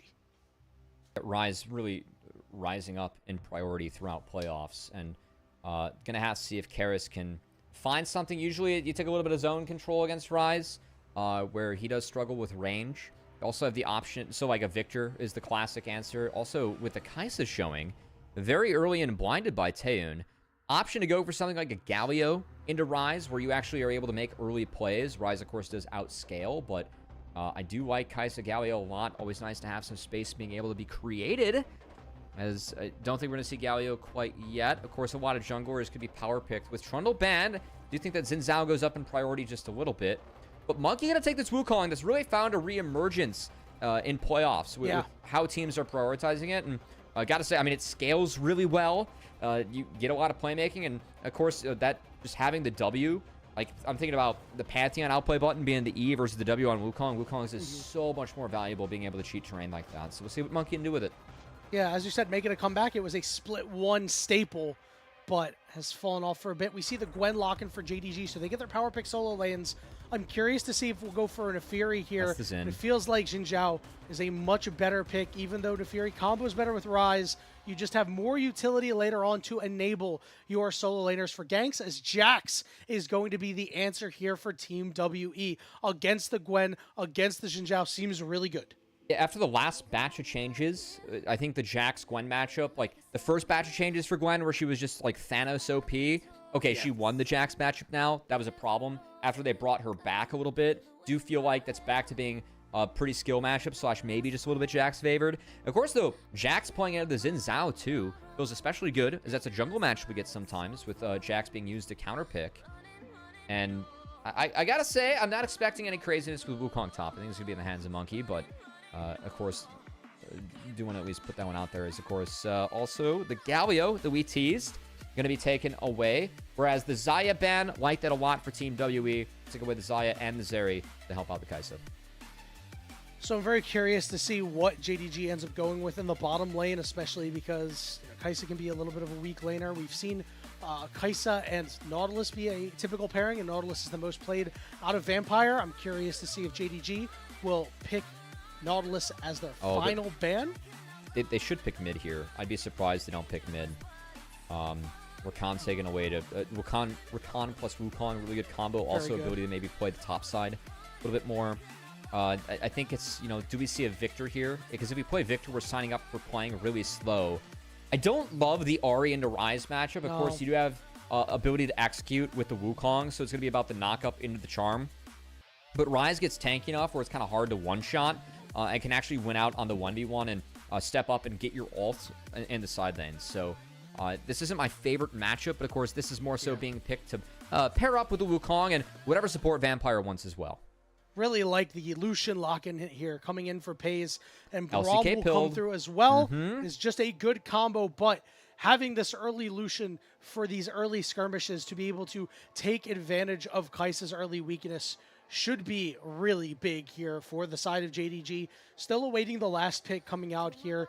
We mentioned earlier, could probably be an Nautilus since it tends to be the combination. It's Vampire's most played. Honestly, A plus B equals C, Cubby. That's what they're going to lock in here. One thing I want to point out here, this is a big deviation for Karras this game. Last time around, he was given a lot of resources, expected to scale up. This time around, he's going to have to be more proactive early on with this Ahri ultimate, trying to move around in a row.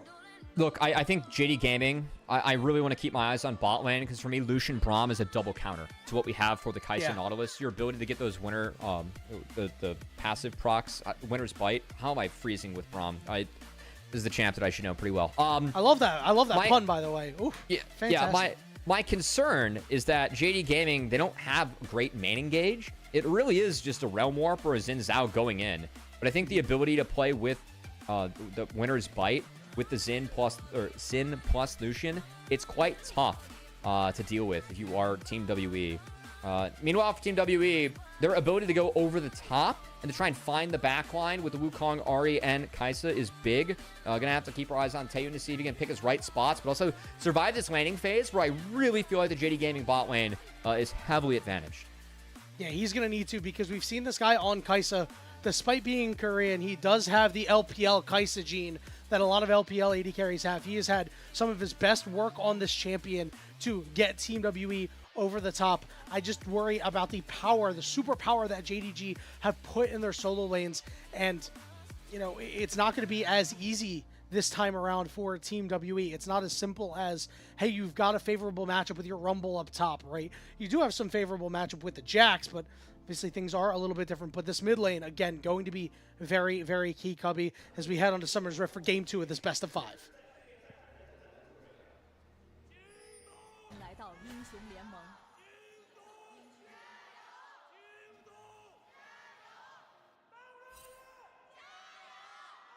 敌军还有30秒到达战场，碾碎他。 I mean, pretty even chance here for the home arena of JDG. I think Team WE were a little bit. We heard a little bit more out of it. I think it was mic placement, Yanni. We'll give it to that, but I'm with you. It was close. The fact that JDG is not, you know, it's not rocking for them is a concern, you know, if you are a JDG fan, because that means everybody's like, oh no, JDG is doing JDG things again. Scout is not doing Scout things from years past, but is instead 2025 Scout, which has been a big disappointment, I'd say. But, you know, maybe it's just a shift in philosophy, it appears. This is a guy who used to never be afraid to take a 1v1. He never met a 1v1 he really didn't like, but has now tried to play a little bit more stable and secure for his jungler Shun, and kind of be the brain a little bit more. And, you know, while, you know, the shot calling feels like it's not there all the time, there's the out-of-game stuff that does happen to be there, but we need to see more on the Rift out of this guy. I just think that this team is, like, suffering from desync, really.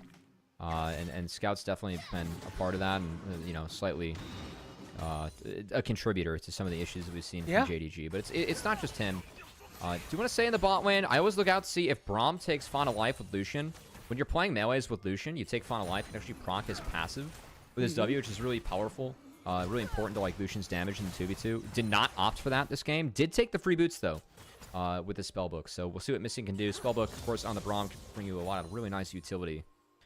As it looks like this is a lane that we're starting to play a little bit more later on in the split season for JDG. It's, of course, only 2 Lucian plays and 1 Braum play for the bot lane. So we're going to have to see if they can step up in this one.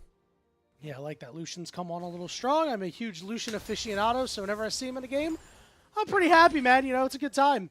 You know, as well as I do, that I love this champion. Over on the other side, we take a look at some of these picks. I mean, Taeyun and Vampire, this is stock standard for these guys.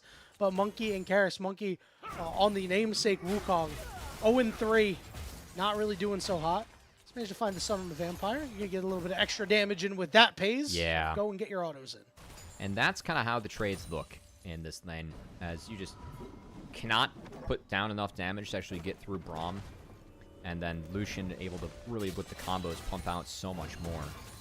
So I am concerned for the bot lane for Team WE. I really feel like JD Gaming are going to be heavily advantaged given Champ strength here.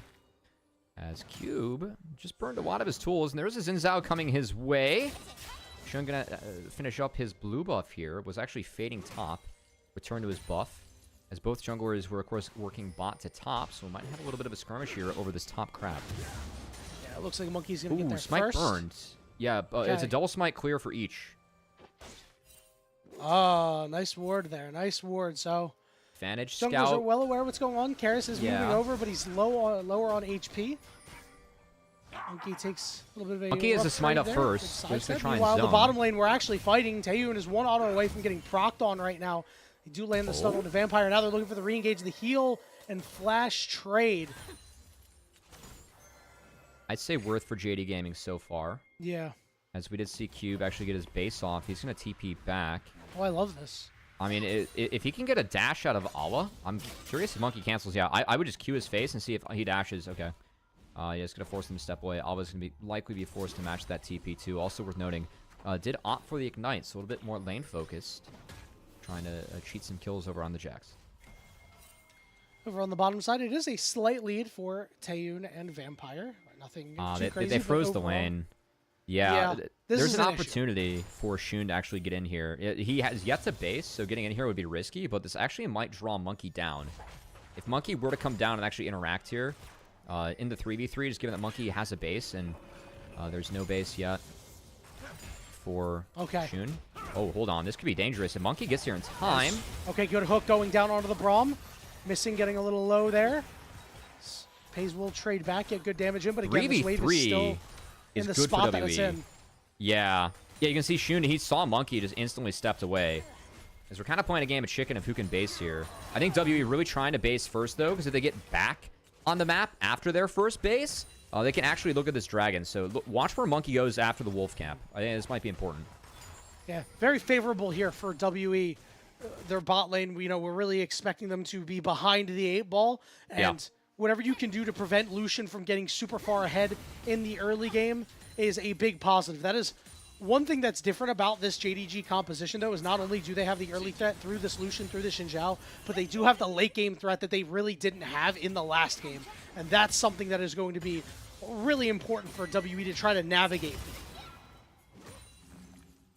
Yeah, not going to see a look at the dragon quite yet for Monkey. As, of course, we're seeing if he would go for that. Of course, the bot lane base did come out first for Taeyun, who actually looks to be going not for the crit build, more so for the on-hit build on the Kai'Sa. Of course, you do have a couple options there. Likely going to be a Kraken Slayer coming in. Cube and Ala going to go at it. Ultimate going to be burnt from Ala, and Cube has to hop away. Cube still has his flash available. Will burn it. So down that critical summoner spell, yeah. It's not good. Ooh. Good ultimate there, chunking him even lower. Monkey does slide in, but Shun is standing by, waiting. Well, if they were able to spot him. Wait, they didn't see him. They didn't see him, Cubby. And Cube gets ignited and goes down. It's first blood going over to Ala. Monkey trying to do sneaky things to maybe turn this one around, but the snip is there, and Ala gets a double. That is utterly disastrous for Team WE. As Cube on a carry mismanages his lane and gets outplayed. That last R cast by Ala, I think, very significant. It pretty much meant that the ignite... Oh, into the Lucian. That's deep, though. Can't follow that. Yeah. Taeyun did have to burn his barrier down to half HP as Vampire. Paze is going to dash forward now as they're really looking to make the play. Scout is on his way down. He's going to run warp his way through. Now he's going to flash right on top of him. Roots up Taeyun, and Taeyun will fall to the Winter's Bite. And that are the feats of warfare for JDG. Great walk and roam by Scout. As you can see, Karis responding to mid-wave, which Ala's going to be able to pick up. And JD Gaming, we were critical of their early game. In game 1, right? They had a comp. We really felt like they had to get off to the races. They wanted to win. Seeing some good stuff here from them off of just, the individual play by Ala in the top side to get that chunk on the cube. The help from Shun, too, to make sure that Monkey had to be there to get the wave in. He was there to answer. They found the 2v2, and then Scout able to get out, impact the map. As, second look at this one. Just timed out.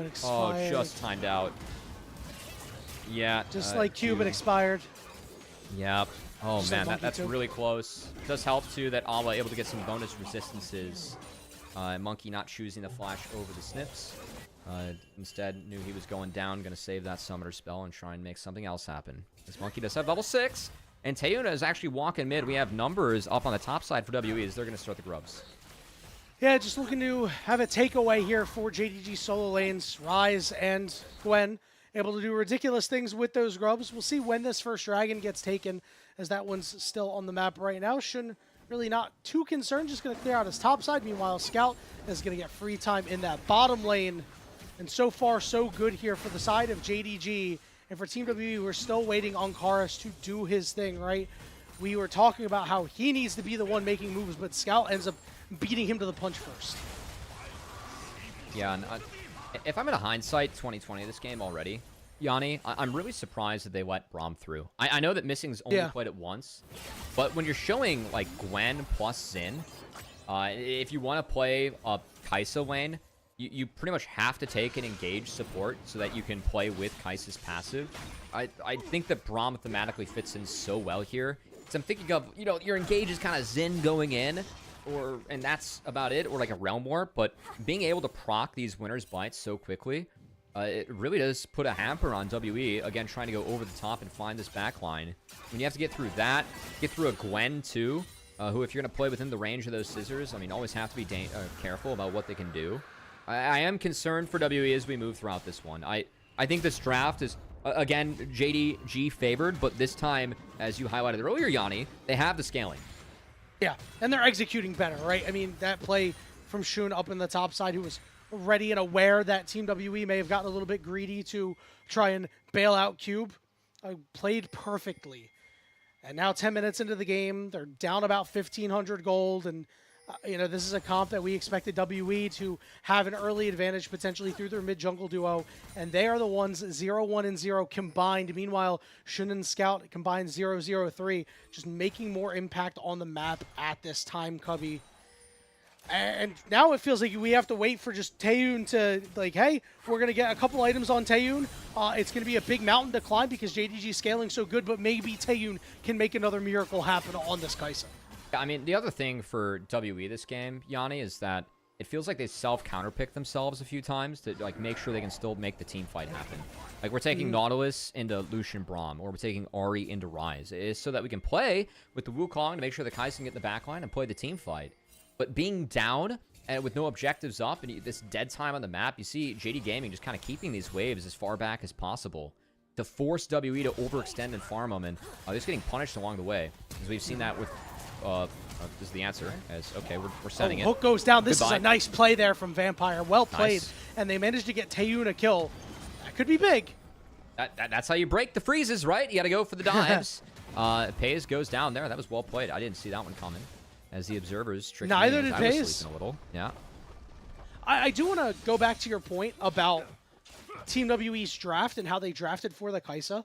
This is a bigger symptom of the issue that they had in Game 1, where Taeyun was left with very little left. As Taeyun has to pop his ultimate, he's going to get knocked up and stunned and knocked up again, and will go down. Oh, a nice play there from the the jungle support duo of JDG. Yeah, great vision play. Yeah, just a bigger symptom of an issue. I mean, they wait for the base to come through, then they attack. That's a huge loss for WE because they used a lot of tools to make sure that they had a positive play out of all that. Uh-oh. Yeah. And now, with your marksman being down, keep the focus down on the top side, as Shun was able to soak up a few camps and set that Wukong a little bit further behind. Pretty big in that matchup. Of course, Wukong does scale, needs to get rolling. Trade of ults, but Karis no mana. Should be okay for Ala. They see everyone topside, so these guys can kind of play the way they want. Looks like Gwen's just going to continue to soak. Yep, we have 2 minutes until the next dragon. About 20 seconds, 30 seconds after that, we're going to have the Rift Herald come up here. I imagine that Team WE is going to want this Rift Herald, but I think JDG will be the ones who end up securing it.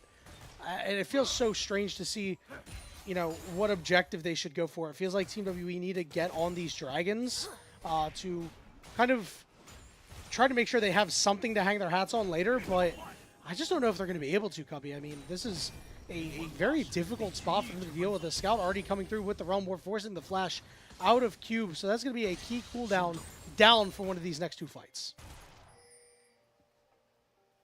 A little bit of downtime, just waiting for our objectives to get back on the map, but it's going to be time where you're just going to see Scout scale on up as that Roa working on the Seraphs, and Awa might be a focus. Of course, no ult. Doesn't have access to flash.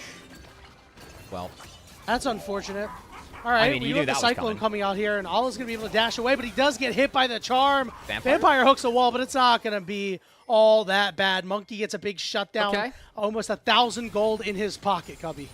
The depth charge is just a bait, Make sure that W gets out early. We're setting up Karis. As I appreciate the Vampire canceled the auto attack. If he took that kill too, that would have been really the three plays needed to make sure that was the biggest creep possible. Yeah, throw the whole game out at that point, Yeah, bro. It's so cooked. Missed that charge, miss hook, steal take kill. At least he didn't take the kill. Good job, Vampire. It got the job done, and hey, that kill is going to secure first brick for Team WE. That would have been an Angel Reese level play, my friend. I like that reference. I like that reference. All right, I know you do, brother. And maybe a couple of people will get that. Maybe Devin Booker Truther will understand that one. And we can't be shutting out shatters like that. All right, well. Hey, listen, man. Sometimes you can. Sometimes you can. Yeah. What you can't shut out is that 15 seconds until this dragon comes up here. We're already seeing JDG congregate down here with Shun with missing, clearing out some of this vision. And hey, 2 positive plays for WE. They've at least closed the gap a little bit. I'm still concerned for them in this game. I think the Same. scaling of JD Gaming just matters a lot more. Like, yes, Kaisa is big late.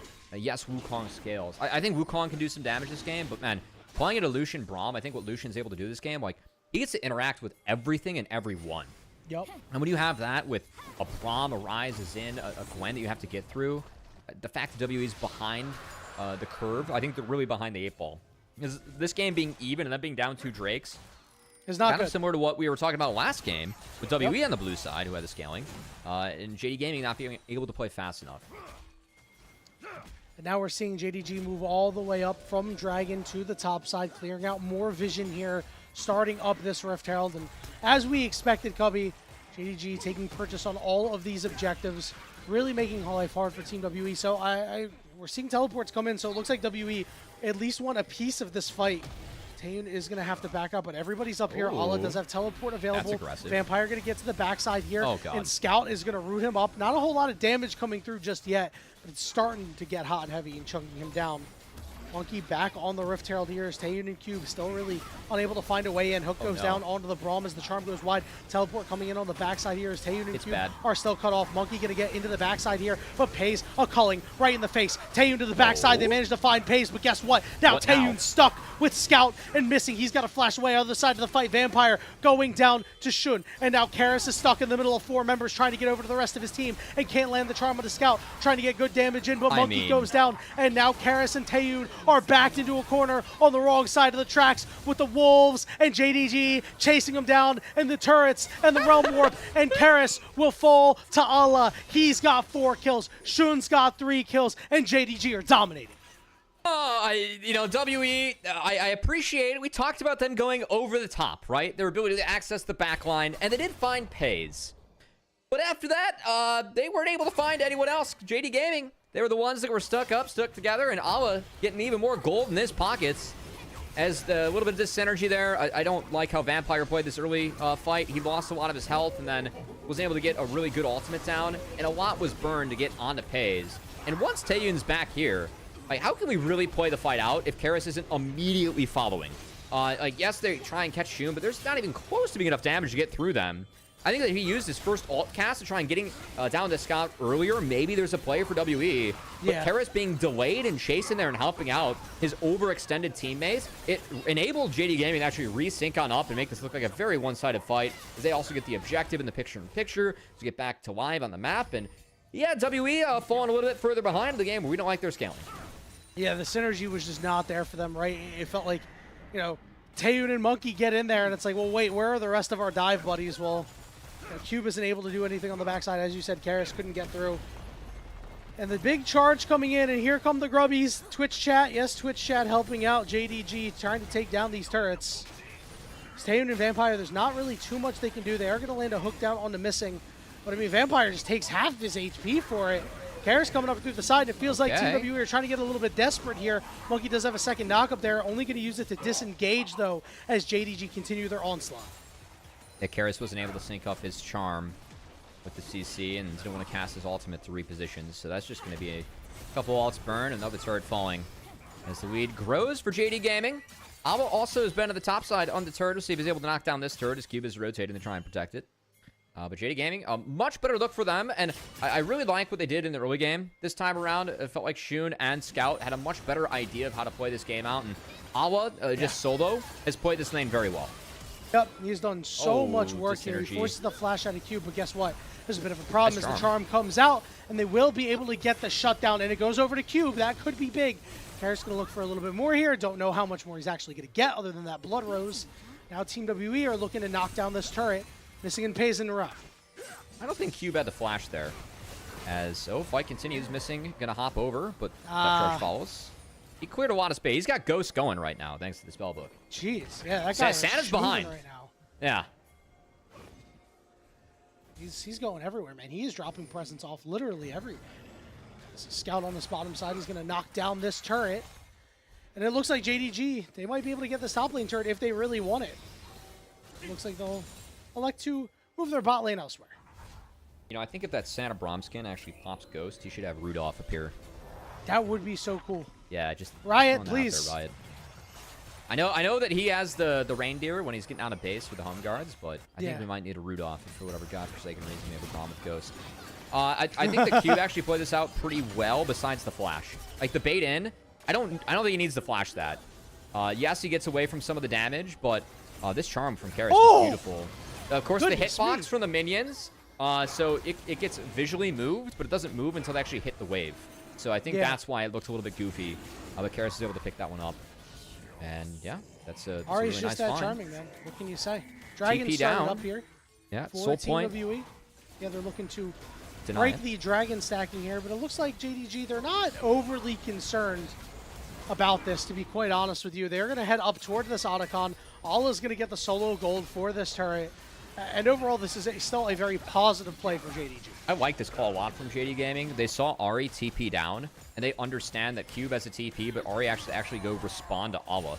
So Team WE, their only solution after this is just to drop it. We'll pick up the mid outer, but JD Gaming getting Otacon is going to be strength the rest of the game. As that buff's a nice one. Yeah, I mean, you know, there's not much that Team WE can really do, right? Obviously, you have to prevent that dragon from going the other way. And I mean, hey, you know, credit to them. They were able to take 2 turrets on top of this. Oh, I guess they can't fight because Karis is top. Man, if Karis had a TP, I mean, they could have had a numbers advantage. Because, of course, they would have gotten the global notification that Shun was finishing up that Otacon, which he was able to secure. But, I mean, at least WE, by committing to dropping that, they were able to pick up multiple turrets. Karis not going to be able to clean up this top outer turret as that one is still standing, and the gates are up. So Shun, yeah, on the fast port, he's actually going to contest these topside camps. We'll see if he's found. Looks like Karis is on the way. He's playing defense. Yeah, good job here from the Ari. Just This trying is nice. to force him out of there. This monkey is out as well. Shun forced a flash over the wall. Karis is going to chase after him. He's going to land the charm too. Here we go. See if Team WE can get close. No, Monkey is forced off. Now Karis is stuck in the pit alone. He's got a flash over, but he gets knocked up and gunned down by the culling. And it's a disaster of a play for Team WE's mid laner. I really like the ult to try and get the flash. The ult cast to get over the wall was a little Okay, off. here we Monkey go. wants it. Oh, That's all you can do. Go for it. Pays manages to escape. Taeyeon's full HP, and he manages to flash away. Cube trying to do big things here as Shun is well protected, and so is Alla. They just can't do damage to these guys because of their abilities. And now Taeyeon is getting hopped on. He's got to try to cook, but he's run out of room, and he will fall as well. JDG are running over Team WE in this game, and Cube is next. That is an ace for JDG. I think Kais is very fake in this composition. I really like Lucian Braum into this pick. Like how is Kaisa supposed to interact if she gets any stacks of Braum passive on her? With how quickly JD Gaming can pop that. And that attempt on the re-engage from Monkey, I mean, you're down in Ari, so you're fighting down numbers, and it felt like a bit of desperation. It's not like we love this scaling at Team WE, but I don't know if this was the best time to pull the trigger. As again, Karis, like, he's just trying to bait the flash out, was able to get it. Going over the wall there, like, he doesn't have Monkey following. I think if Monkey directly goes over the wall, maybe they're able to find him. Because Taeyeon can get within the Crescent Guard, but then they're down numbers. And as, Karis goes down, we're going to see Vampire catch another wall as he tried to follow this one up. Oh, picture in picture. Let's see what's going on here. Is Goodbye, Monkey is going to go down as now Pays and Missing are running this game. Pays finally starting to get on the scoreboard here because his team's been cooking so hard. He's got his 3rd kill of the game. The Cubby, I don't necessarily blame Team WE for the desperation, but it feels like it's all over but the crying at this point. It's just such a large, insurmountable lead for Team WE. Let's call it what it is, man, because they don't have the scaling on their side. They don't have the right now on their side, and we might just be looking forward to game 3. You know, at least by winning game 1 and dropping game 2, they still have advantage in the series because they get side select for game 3, Yanni. Yeah, but hear me out. What if they just won game 2? I'd throw a fit. That'd be demoralizing if they did. Well, it seems like a bit of a better strategy, Cubby. Yeah, I don't think it's doable. All right, let's see if Team WE can make anything happen here, but Cube can't even get in there with his Counter-Strike because there's nobody to jump on. Scout's going to flash forward and look to finish off Karis as Alla picks up kill number 7. Everybody on JDG firing on all cylinders here in Game 2.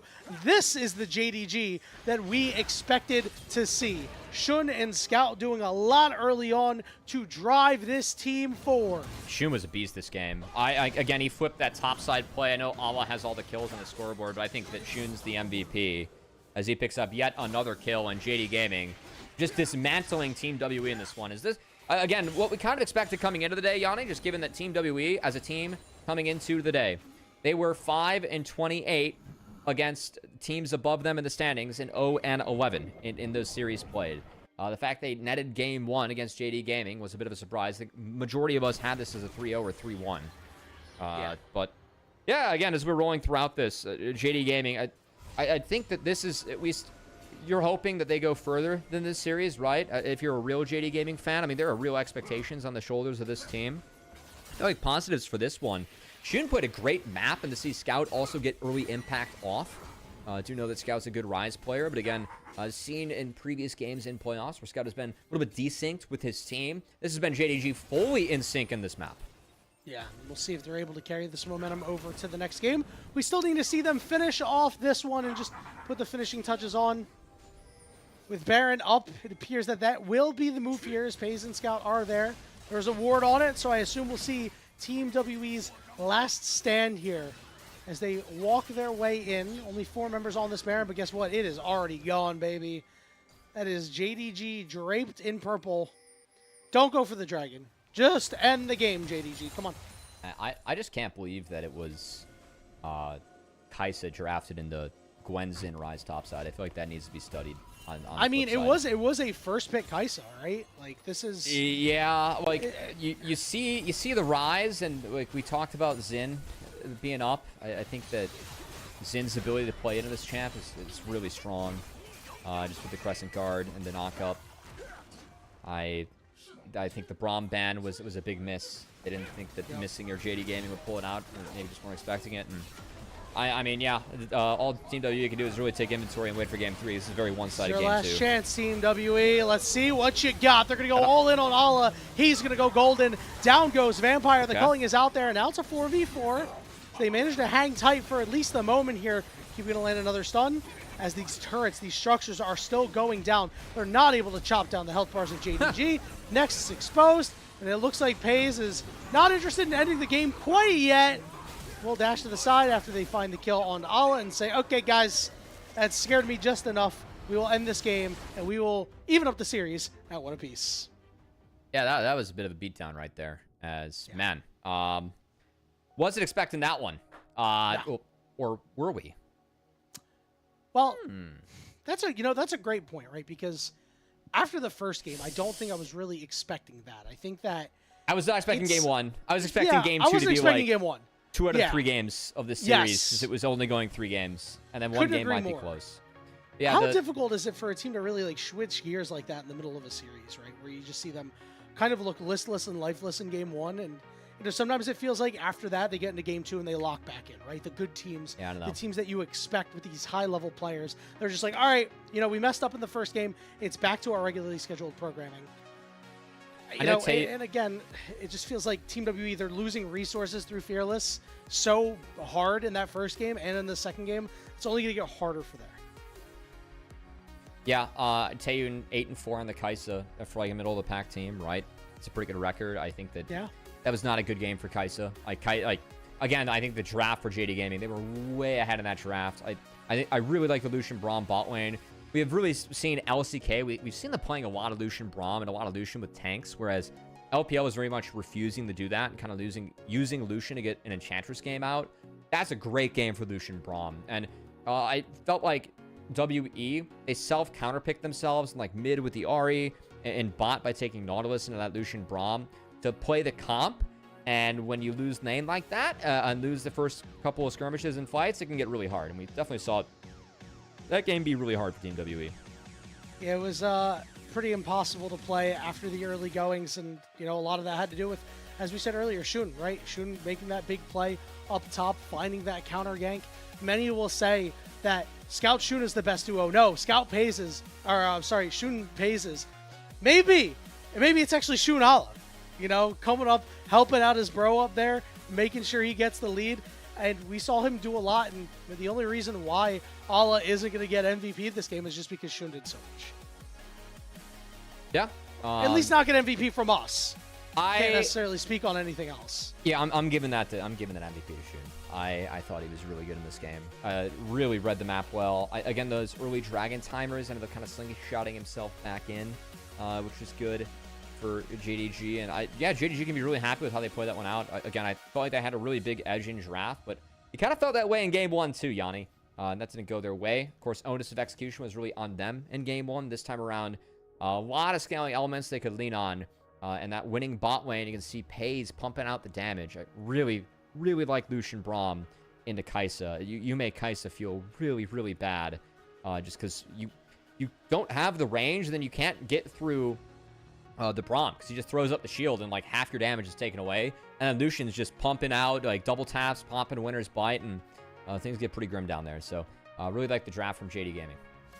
Yeah, and that's a really key answer, Cubby, mostly because we talked about it earlier on. These are some of the best champions for that bot lane, right? This is the combo that they like to play. Taeyun has been so good on this Kai'Sa. Vampire has been pretty good on the Nautilus at times. We had a couple of oopsies in this game, but, it was difficult to play out with going up against the Gwen and, of course, the Braum, as you mentioned. It was just really a phenomenal answer out of the JDG squad to answer on B4 and B5 with Lucian Braum, just to really shut down anything that Team WE were going to do, because if they have a weaker bot lane, maybe this is a different game, right? Because maybe Taeyun and Vampire have the ability to kind of cook a little bit more in the mid game, and they really were not given any opportunities. Yeah, I think WE also kind of beat themselves. I saw Vampire hook a wall like 3 times.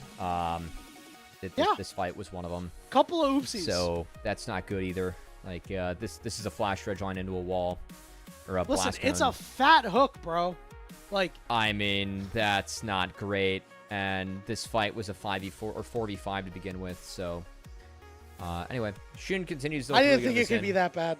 I didn't think it was that. I didn't think it was actually that bad. It was pretty bad. And then I saw it. Yeah, and then look at Kai'Sa's ability to play the game. Obviously, we've seen Kai'Sa getting corralled in a lot of these fights. Where is it? I can't see it. It's not there. So back to the drawing board for Team WE. I am curious. I thought that game 1, even though I did like JDG's draft, like we did say that WE had a way to play that one out, a win con to get back in. This one we really didn't see it. Like once top lane was kind of flipped around, I feel like Jax had to be that person that, you're playing Jax into a Winner's Bite, into a Lucian, into a Xin Zhao. That counter strike could be really valuable once Alma got behind. I felt like there was really Alma got ahead and Cube got behind. There's really no hope for Team WE. So curious to see what they draw up in game 3, because I do feel like this draft was pretty grim for them. Yeah, one thing that we mentioned that he's kind of escaped blame a little bit, Karis, who on this Ahri was expected to kind of be able to make moves, move around the map a little bit with Monkey. We did say that he needed to be able to do that early on and make the first move before Scout and really kind of get ahead of this scaling team comp of JDG, and it just never happened, man. I mean, he was essentially just shoved in a lot of the time, little later rotations, was there in a side lane, and then when team fights happened, we call back to that team fight that happened near the Rift Herald, right, where he's just kind of lost in space on an island between a rock and a hard place, unable to help his team from there. And that's where we really felt that was the big fight. That was like, wow, Team WE is now really far behind, and the champions and the players that you'd expect to be able to help out in those fights were unable to do any assistance there, weren't able to help Taeyun be his most aggressive self, and overall a disappointing performance, specifically out of Karis here. We need to see something a little bit more from him. We saw in game 1, he was pretty much unbothered. They put a lot of resources into him. They gave him a lot of spacing. But now the question is, like, what champions is he going to be able to do this on, right? The Ryze is gone, the Talia's gone, the Azir's gone. Now we're starting to get into his Aurora, his Sylas, his Victor, potentially, for things that we could look out for in the next game. Shun, our MVP, our MVP here, their MVP there. Listen, no arguments, my friend, no arguments. Look at Secret Agent Jinja. No brainer. Yeah, he was Secret Agent that game. And for Karis, I do think a lot of his champs are actually narrowed up. So I'm with you. I'm curious to see where that goes. I think a lot of eyes for me going to be on Annie next game, as Annie, a champion Walkout. that is really, really strong.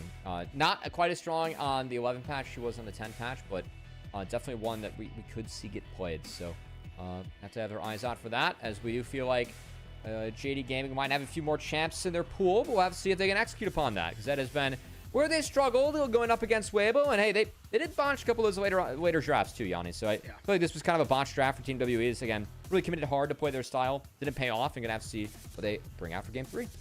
We'll have to see if Team WE have any secret sauce that we might not know about that they'll be able to pull out, because this match is going to be one that determines the rest of the series. The Game 3 always so critical. Cubby, we're going to take a short break, and when we return, we will get into the Game 3 draft and see who takes control of the series. Will it be JDG? Will it be Team WE? We'll find out in probably, like, what, 50 minutes? See you on the other side.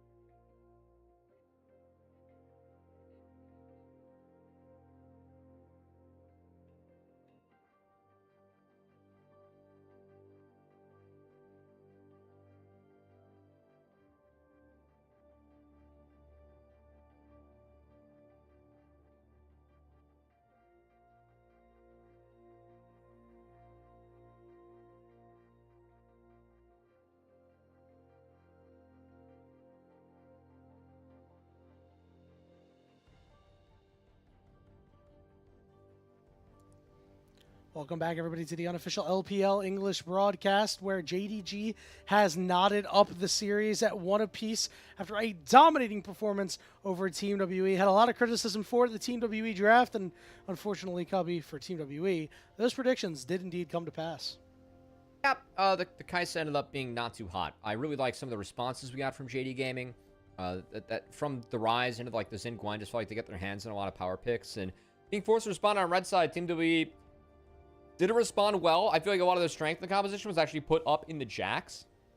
So when him and Monkey got behind early on, I feel like that did put a lot of power away from WE, and then they didn't execute the mid-game fights well enough to actually give themselves a chance to win. So JD Gaming able to outscale quickly and make quick work of that game too, as we now dive into game 3, Yanni. And I know that one thing that you've kind of been talking about or teasing is that I feel like Team WE's champ pools might be a little bit more narrowed up than JD Gaming. And you're going to have to see if that really comes to fruition here in this game 3. Yeah, they're pretty much damn near evaporated at this point, specifically Taeyun's, right? Because they've been just focusing this guy with constant bans in the last game. You know, Ezreal got taken off the board. You know, he picks his Kai'Sa. They left that Jhin up, so you know, if they keep banning Ezreal, we're going down to Jhin. We're going to like Ziggs, Ashe, even Lucian's off the board. And then after that, it's champions that he's only played once or twice, right? I mean, you know, he is a professional player. I'm sure he's a very capable player on any AD carry. But when you start to get that far behind in picks and you're starting to really pick things that you might not be as comfortable on, it's going to show, especially in these professional games. As we hop into the draft, once again, JDG keeping with what worked. Another AD ban in Zeri. I'm wondering how early we might be looking at something like a Jhin, which is Taeyun's most played champion that's still up. As and that's something where JD Gaming on red side game 1, they did ban out the Jhin. So wondering if we see that here. Yeah, at that point, I don't really know what you're picking if you're Taeyun, right? And you just leave him for last and have him on something potentially irrelevant. They are going to ban the Skarner, and they're going to respect the Monkey here. So we've got some first pick ability here for the side of Team WE. Yorick managed to slip through, so they will give that one over to Cube. He has not played a ton of it. Yeah, only 2 plays for Cube, but we have seen, thanks to Bin and BLG, at least they're pretty comfortable first picking Yorick and just kind of going from there. So it feels like Cube going to try and take a play from that playbook, or page from that playbook, and see what the response is here for JD Gaming. As missing is Rakan. It's that's a long time big pick for him. Missing's legendary Rakan, baby. Yeah, I love it. Away. Yep, all right. Lock that in. Go with the Xayah. You know what? Just get the lovers duo in, and look to dominate the spot lane and look to dominate the team fights, and keep yourself safe, right? And that's exactly what they're going to do now for the side of Team WE. All right, there's a couple of schools of thought. I'm interested to know your opinion. What do you really like teams pairing with Yorick? I personally really like when they have disengaged tools around this Yorick to allow him to split push. I do too. I think it's about mid-game with him. I actually really like the Senna because you can play globally, and some of the best Senna pairing is actually off the board in terms of the Nautilus, and then, honestly, kind of the Braum. So just going to be a Leona, which is decent against Rakan, but of course, that Sion still being a big pick. A lot of teams are comfortable just handshaking the Yorick Sion. Like, yes, this isn't the best matchup for Sion in the side lane, but it's very playable. Because of that E, your shout, you're actually able to control the Maiden a little bit at times, and then you just get to be Sion in team fights. So, for me, stronger identity already for JD Gaming. We'll see how they round it out here on the red side. Also, just Senna, playing that into Sion can be kind of hard. As Sion, like, he gets very big, very tanky, and Senna is going to wait to get some of those pen items. So, interested to see how early Taeyun looks at something like an LDR, but we haven't really seen that being picked up by Senna's very early. Could change this game. It's going to be hard to chew through him. We're going to see Galio get taken off the board, so no protection on the side lane for Cube. No protection for this Leona to try to break up any fights that JDG maybe want to start. It does feel like that Team WE, they're going to either need some damage and they're going to commit to having Cube join them for some fights, or they're going to eschew damage, right? And they're going to just go for this full disengage and kind of a bit of an annoying comp and really try to stop JDG from actually getting kills to actually snowball the game. We'll see what happens. The Orianna getting taken off the board is pretty big, so looking to get that secondary engage out of Scout. I do like the Orianna ban quite a bit, just synergizing with the Rakan. I'm curious, though, they didn't look at any of the ball carriers, maybe taking those champions away from Shun or potential ball carriers. I was gonna tease Jarvan, actually, maybe being a big pick this game, just with 2 immobile marksmen already showing. So surprised that that's being actually taken away from Monkey. See what the last ban is coming through here for Team WE. I'd imagine they'd get rid of a magic damage dealer. I don't really think this would be a Yone game for Scout, as they will take out this Akali. Not often plagued by Scout. It's certainly something that he can pull out. And it's a big pick for Karis, too. He's 3-0. It is, yeah. That is. Did we just see an Annie? Because yeah, Orianna is off the table, and you can just blind Annie and go from there if you want to actually get counterpicked to Shun. Or, oh boy, we were teasing what kind of ball carriers we could see, but maybe Shun just goes to comfort. Oh, baby, it's going to be a Kindred. And now a lot of it comes down to Lamb's Respite, Yanni. And curious to see any displacement being taken here to try and play around that. Yeah, I don't really know how Team WE are going to respond to this and keep their team composition cohesive. You can't really pick a Gragas here. It's not a champion that goes really in the jungle too much anymore. And it looks like we're going to see a Sylas come down. It's going to be good to steal that Rakan ultimate. It could be potentially good to steal the Lamb's Respite. Now we're just looking for a final pick coming out of the jungle here. You know what, Slam? I don't mind this. It's really hard against the Lamb's Respite, but maybe we could see this Viego come through. I think Viego Sylas can have the potential to be a little strong outside of the early game. Yeah, I'm with you. I think the Zed would have been better, but we're going to see the ball in Monkey's hands. And now for Scout, he's got the pick of the litter between a lot of magic damage dealers. You saw him hover the Annie. You see him currently hovering the Aurora. He will lock that one in. All right, I like JDG Gaming's comp again. It just feels like they have a much stronger identity. Agreed. And double marksman's going to give them some nice scaling. This is about getting a reset into Lamb's Respite, so I think a lot of eyes need to be on Shun, who, of course, is a specialty Kindred player. The champions he's really known for are Nidalee and Kindred, right? Those are his, the two-pronged attack that he can always throw at you. I don't see a world where Team WE are able to function later on. Like the scaling of the Scion, the Kindred, the Xayah, even the Aurora has some nice AP ratios. It's going to be way too much. It's going to be about the over-the-top early game damage that we can see as they try and access the backline. But I think giving JD Gaming like these really easy comps to play is kind of a big mistake. Because for me, when they play weird comps, that's where we've really seen them falter. So I think like the Xayah, Rakan, the Scion, like giving these champs over is not the best approach into this team. Because we have seen them like when they have straightforward identities. I mean, it's pretty easy for Paze to be him. And Paze is a damn good Xayah player. And Missing is the Rakan, like premier Rakan player, right? Yeah, that Rakan is legendary. Yeah. So it's going to be hard for Team WE to kind of take care of business here. Their team comp seems a little too solo queue-esque, if you ask me. I do like that the 4 champions that they have from jungle to bot lane can scrap a little bit early. Obviously, Viego is not really a champion you want to scrap with pre-6.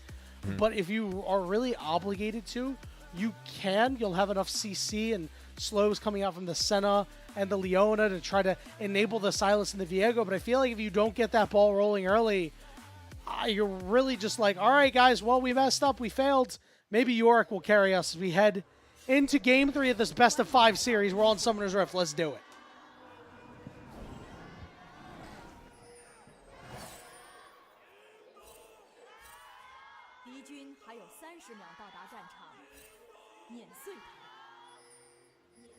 Dude, what are those, like, couches they have? Like, the influencer booths? The VIP area, brother. LPL?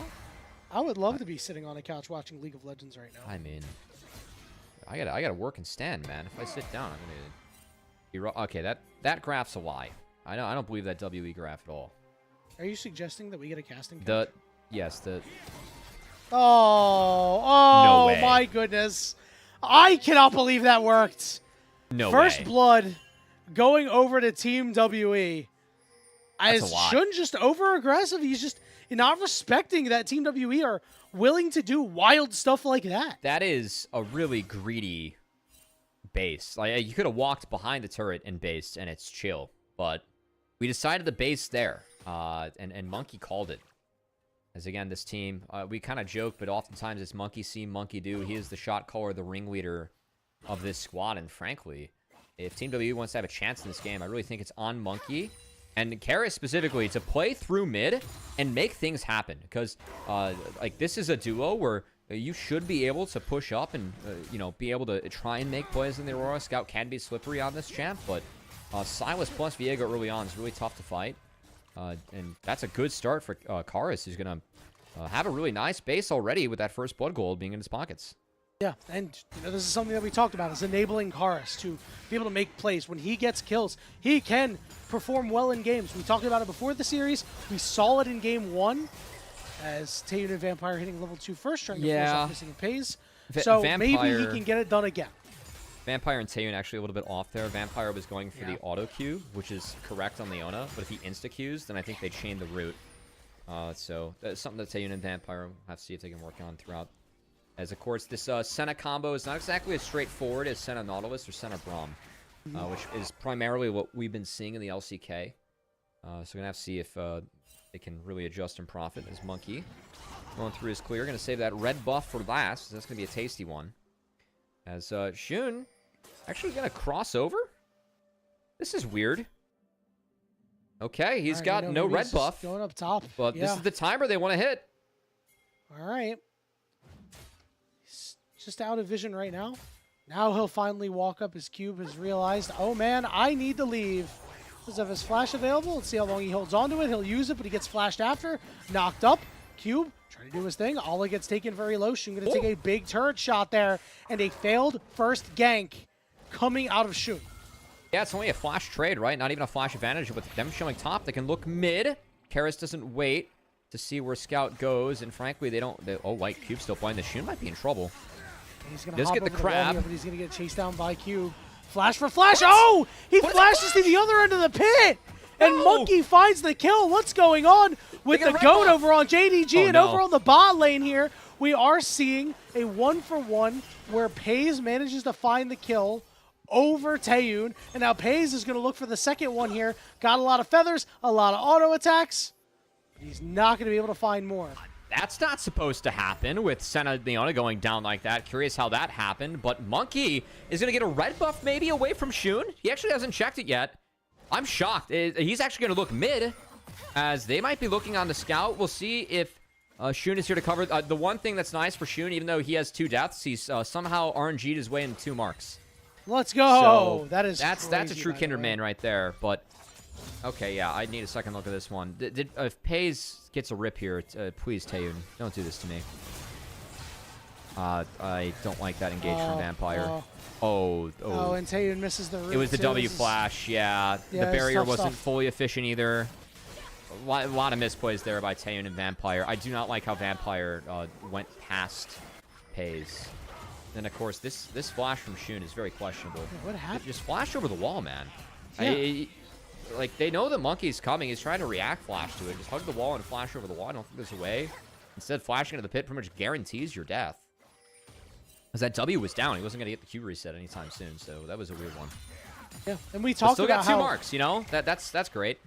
Yeah, and we talked about how, you know, early on pre-6, maybe Team WE don't want to fight. It's that post-6 they really want to fight for. But now Monkey was so accelerated right now that, you know, once he hits level 6, he's going to be dealing some serious damage. He's got that Hearthbound Axe in the inventory, which, you know, is actually pretty relevant here. He's going to be... which I think was a good draft pick here for Scout and JDG. Again, I see a Viego Silas. A lot of that game plan is trying to play through mid, right? And get that Viego plus Silas accelerated. As speaking of accelerated, Ala doesn't have a TP, but he's looking for the choo-choo angle here. As they need to make this play happen. Shun has had a lot of downtime, so it has to happen. Well, Vampire can catch it. He's going to have to. Yep. He will, and it looks like he will go down with the ship here. See, he's just not quite tanky enough to be able to survive through it. He'll take a couple of turret shots, but he'll be okay. A successful play there by JDG. Another mark for Shun, but it's going to be a couple plates going over to Cube. And, of course, that Dragon being taken down as they do zone Taeyun off the wave. And they're doing a nice job of making sure that Pays gets kills and Pays gets fed, which always okay to sack resources as the Scion if you're making sure that your Zaya's getting more. know that there's no TP to go back bot for Ala, but Scout was able to rotate down. You can see JD Gaming actually able to play out all 3 waves. So pretty much just trading Dragon for more gold in the Xayah. I think that's A-okay if you're JDG. A lot of pings going down onto Ala because his ultimate is down. Going to try to slow him up and maybe take him down. Vampire going to go in along with Taeyun. They just don't have the damage right now, man. You will be able to farm a couple souls off of him if you're Taeyun, which is generally a win as a Senna. You're totally okay with at least just getting souls. Yeah, will say I'm curious. I think the scaling again is really good for JDG, but if we go like late game, of course you are going up against the Senna. So you have to deal with the infinite scaling of both the Senna and the Kindred, for that matter, with the souls and the marks respectively. We'll be curious to see how that plays in later on. Because there might be a world like with a LDR Senna, and they can get around the Scion. I think the rest of the team is pretty squishy. And I could really see a world like late game where the things might actually be a little bit WE favored, which I will say, like, going up against the Kindred Xayah is not always what you think. I think a lot of it's just going to have to be like how they play around that Lamb's Respite, and if there can be enough damage between the double marksmen, but I don't want to discount Senna scaling ever. Because that champion does scale so hard if you stack up those marks. Yep, can't do it. He's already at 20 right now, so he hit his first break point as we're seeing Shun start up the Grubs here. Grubs would be really big for Team WE. Karis is Vampire no 6. Area. Yeah, Missing has 6. Vampire does not. That's significant. Yeah, they got to try to find a way in. They're missing that Q here. Karis wants to go in, wants to land this charm, forcing the ultimate out of Ala. One Grub will go down. JDG getting forced out. Shun, he had to use his flash too. So Ala's out of there. They can play this. Yeah, let's see. Shun looking to Ala hop cannot back in. join. Maybe still this last one is Missing is going to get caught up here, and he goes down. Between worlds from Scout coming through. So they managed to find a way on top of Paze. Shun taking good damage as Paze is trying to get away, but he's slowed up. The root is coming out huge, and Karis will be able to survive. He'll be able to hop out of there, but overall, a win for WE. They get a kill. They get 2 Grubs. Good stuff. Yeah, kind of assisted by Missing, just deciding to walk into Q range of Vampire's Leona and getting one-tapped, which level 6 advantage be damned. As Missing being one-shot, very significant there. I'm going to enable Team WE to pick up the 2 Grubs, which gets them the objective feat too, or at least one step closer to it. There's a couple aspects to Ala being forced out here. Does have to burn that ult. And of course, Cube TPing behind to make sure that that Scion really just can't get back into this fight. So he lost the flash too. And then really weird here from Missing. Walking again into Q range of Vampire and just getting one shot, which, yeah, that wasn't great. Meanwhile, you know what else is suspect? Cube's going down. Cube. Good find. Shun shows up to the top lane, gets his second kill. Still only on 2 marks for the moment. Yeah. But trying to get his way back into the game after a rough early start. Will say that, of course, this is a pocket pick for Shun. He's a fantastic Kindred player, but this champion, the way it plays into Yorick, it's really good kit-wise in your matchup. Just having the Q, you can get out of the wall, get out of the E from Yorick too, and then, of course, space, just the fact that he's, throwing down the autos and the Qs. So I like the fact we've seen Shun pay attention to Cube early on, because I really feel like that's a lane that can go take advantage of Scion, some of his gank assist, try and use that to cash in. Yeah, and not only that, because of the way Yorick plays and how he's going to be split pushing away from the team for so often, he might be a walking stack at times, too. Yeah. No, that's a good point as well. Shin's been doing really nice work at that. I see 2. He's got to have more than 2 stacks at this point. Nah, bro, he only has 2. He wasn't able to secure that top crab a little while ago. He's still stuck on 2, brother. He was 0-2 with 2 stacks. Hasn't picked up anything else with 2 kills even? I think he was 0-2 with 1, but had the 1 stack like pending, and then ended up getting that. But then, it rotated over and wasn't able to get too much off. It's still a little slow for him, but again, as you said, is his pocket pick, so you expect him to really get into the game later. He's just picked up his Trinity Force now, so yeah, it's a nice little spike for him as both of these junglers dueling with each other with kills, with gold. We'll to see which one pulls away first. Remember, we talked about the resets for Viego could get stymied a little bit with the Lamb's Respite, and if you can really shut down that Viego that way, it'll be much harder for Team WE to take advantage in fights and win these fights. So I think we're at a timer where I do really favor Team WE in these fights too, so I want to see if they push it hard. Harris finally lands one.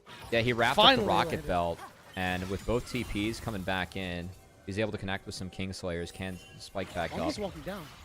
Ooh. Good spot there from Scout with the sweep. As They have to be JDG had careful of 2F Allah. control. Yeah, look at Allah. He's Cube has ditched no that TP. wave. Yeah, he's walked down early. There's no TP, so I think it's just a dragon give. And WE looking to cut them off on the way back in. Let's see what they're going to be able to do as This is Vampire is frisky. moving down. He will be JDG level 6. they're wary. Oh, I like this. I like this. Here we go. We're going to go all the way in here with the ultimate over the there's top Fight. from the center. Multiple members staying alive. Scout a little low, but the triple knockup is there. And Pays comes down to pick up the scraps of Team WE. Even Allah will get in there for a little bit of help. But a really, really good play out of the Pays missing bot lane. And then all that's left is for Pays to pick this one up on Vampire, which I'm sure he will in a moment or two. Well, Vampire doing well to burn a lot of time here. I mean, what a Lamb's respite coming out from Shun. I know he went down. That pretty much made the play happen. As I think I just saw Vampire lose his real flash. I think his Hex flash just expired and he just flashed in place. I saw the animation. We're going to have to be wary of that one. As Cube was trying to wrap up first brick, that would be feats secured. Of course, that dragon going over was feats prevented. For Team WE, trying to get it with the first brick, wasn't able to secure it as Allah gets the flash out of QB. He's going to have to reset. That's a couple of really big wins going over to JDG.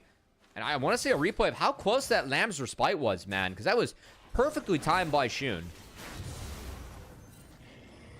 It was so, so good.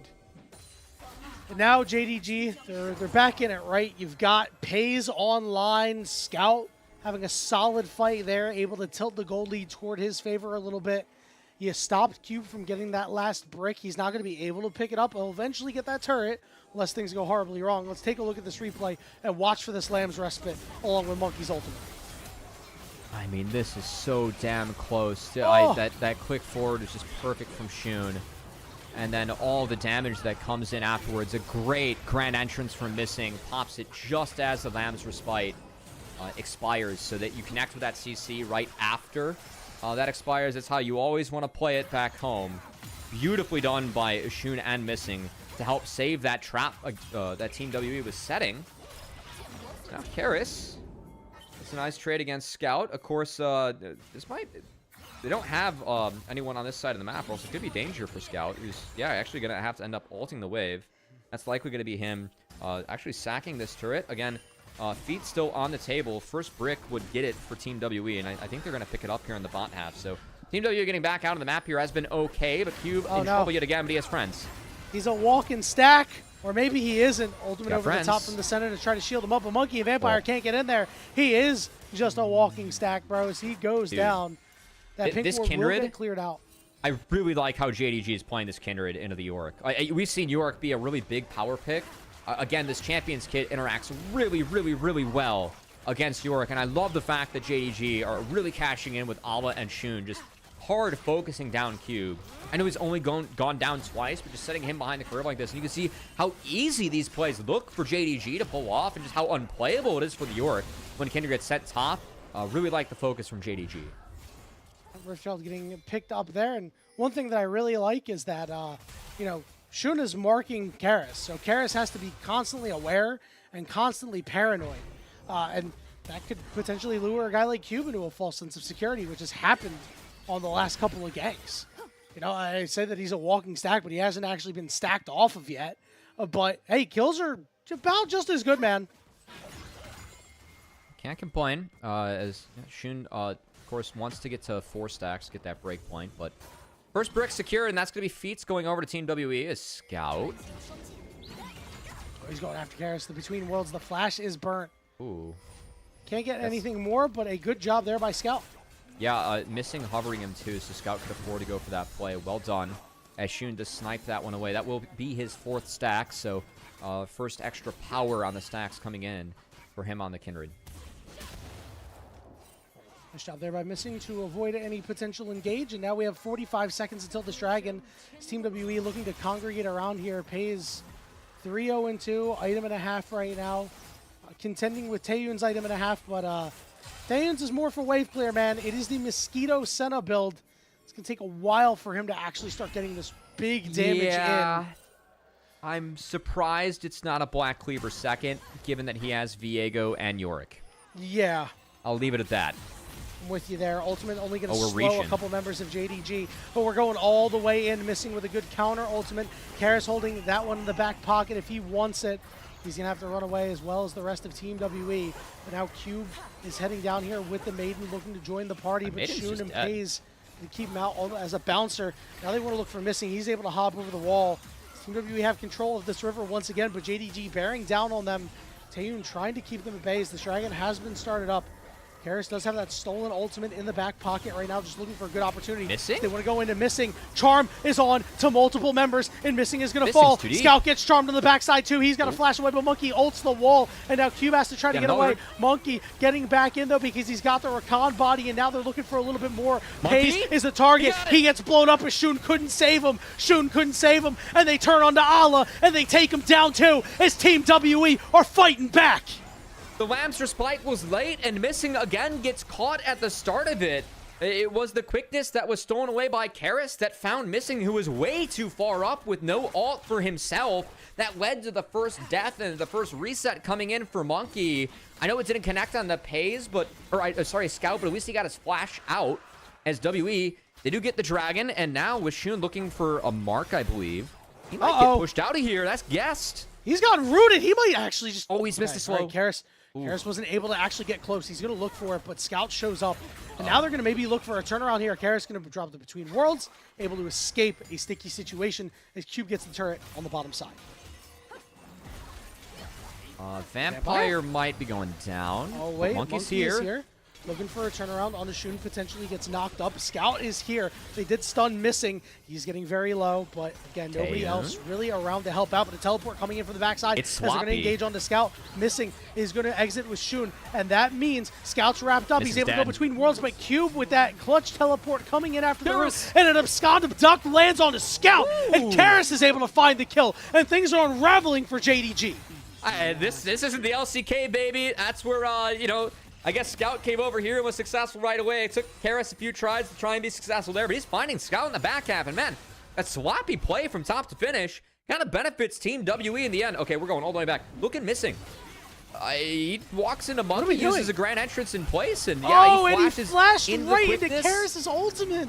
I mean, even with that flash, I think he's still going down. He's just way too far up at the start of that play. And then, yeah, Scout gets forced out. Monkey on the back half is able to find Pays. The Lamb's Respite was just a tick late from Shun.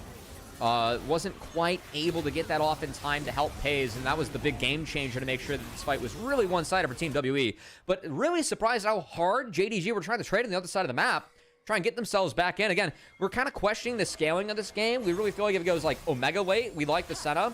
But if it's like the 30 to 40 minute mark before Senna gets filthy late, I like JDG with the double marksman.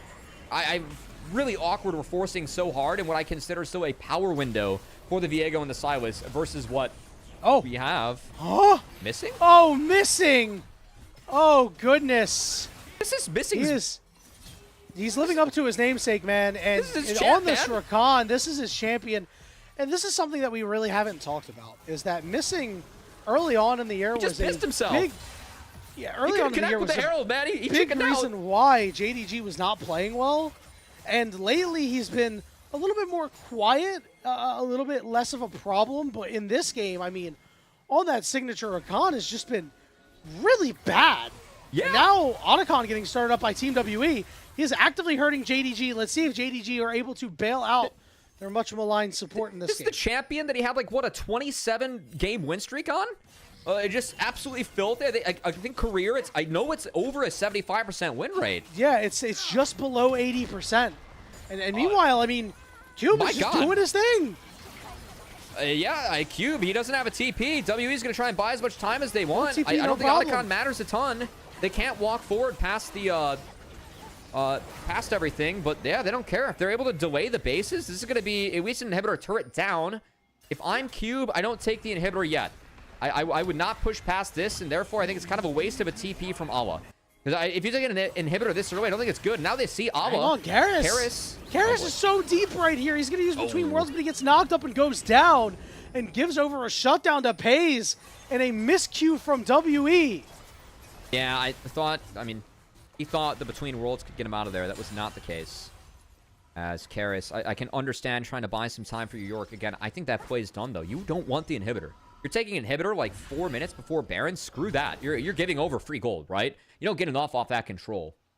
So I do think that the TP from Awa was not warranted. And then also just WE pushing that hard. I can understand when the stop bases to find tempo. A little bit too hard there from Karis, who, to be fair, with the Between Worlds could have gotten out. But a good grand entrance from Missing, who has to make a few other good plays to redeem a couple of the oopsies we've seen from him so far. Because keep in mind, he's going to need a lot more than that. Yeah, those oopsies extra expensive going up against a Viego and a reset comp, right? Yeah, without a doubt. Rakan is a very useful champion for a Viego to pick up. 30 seconds until this dragon is up. It is potential soul point here for Team WE. They really want a piece of this one, but JDG, they have the full control for right now. They're sending Cube out on the top side, RWE. Scout is going to have to match that, but they both have teleports available.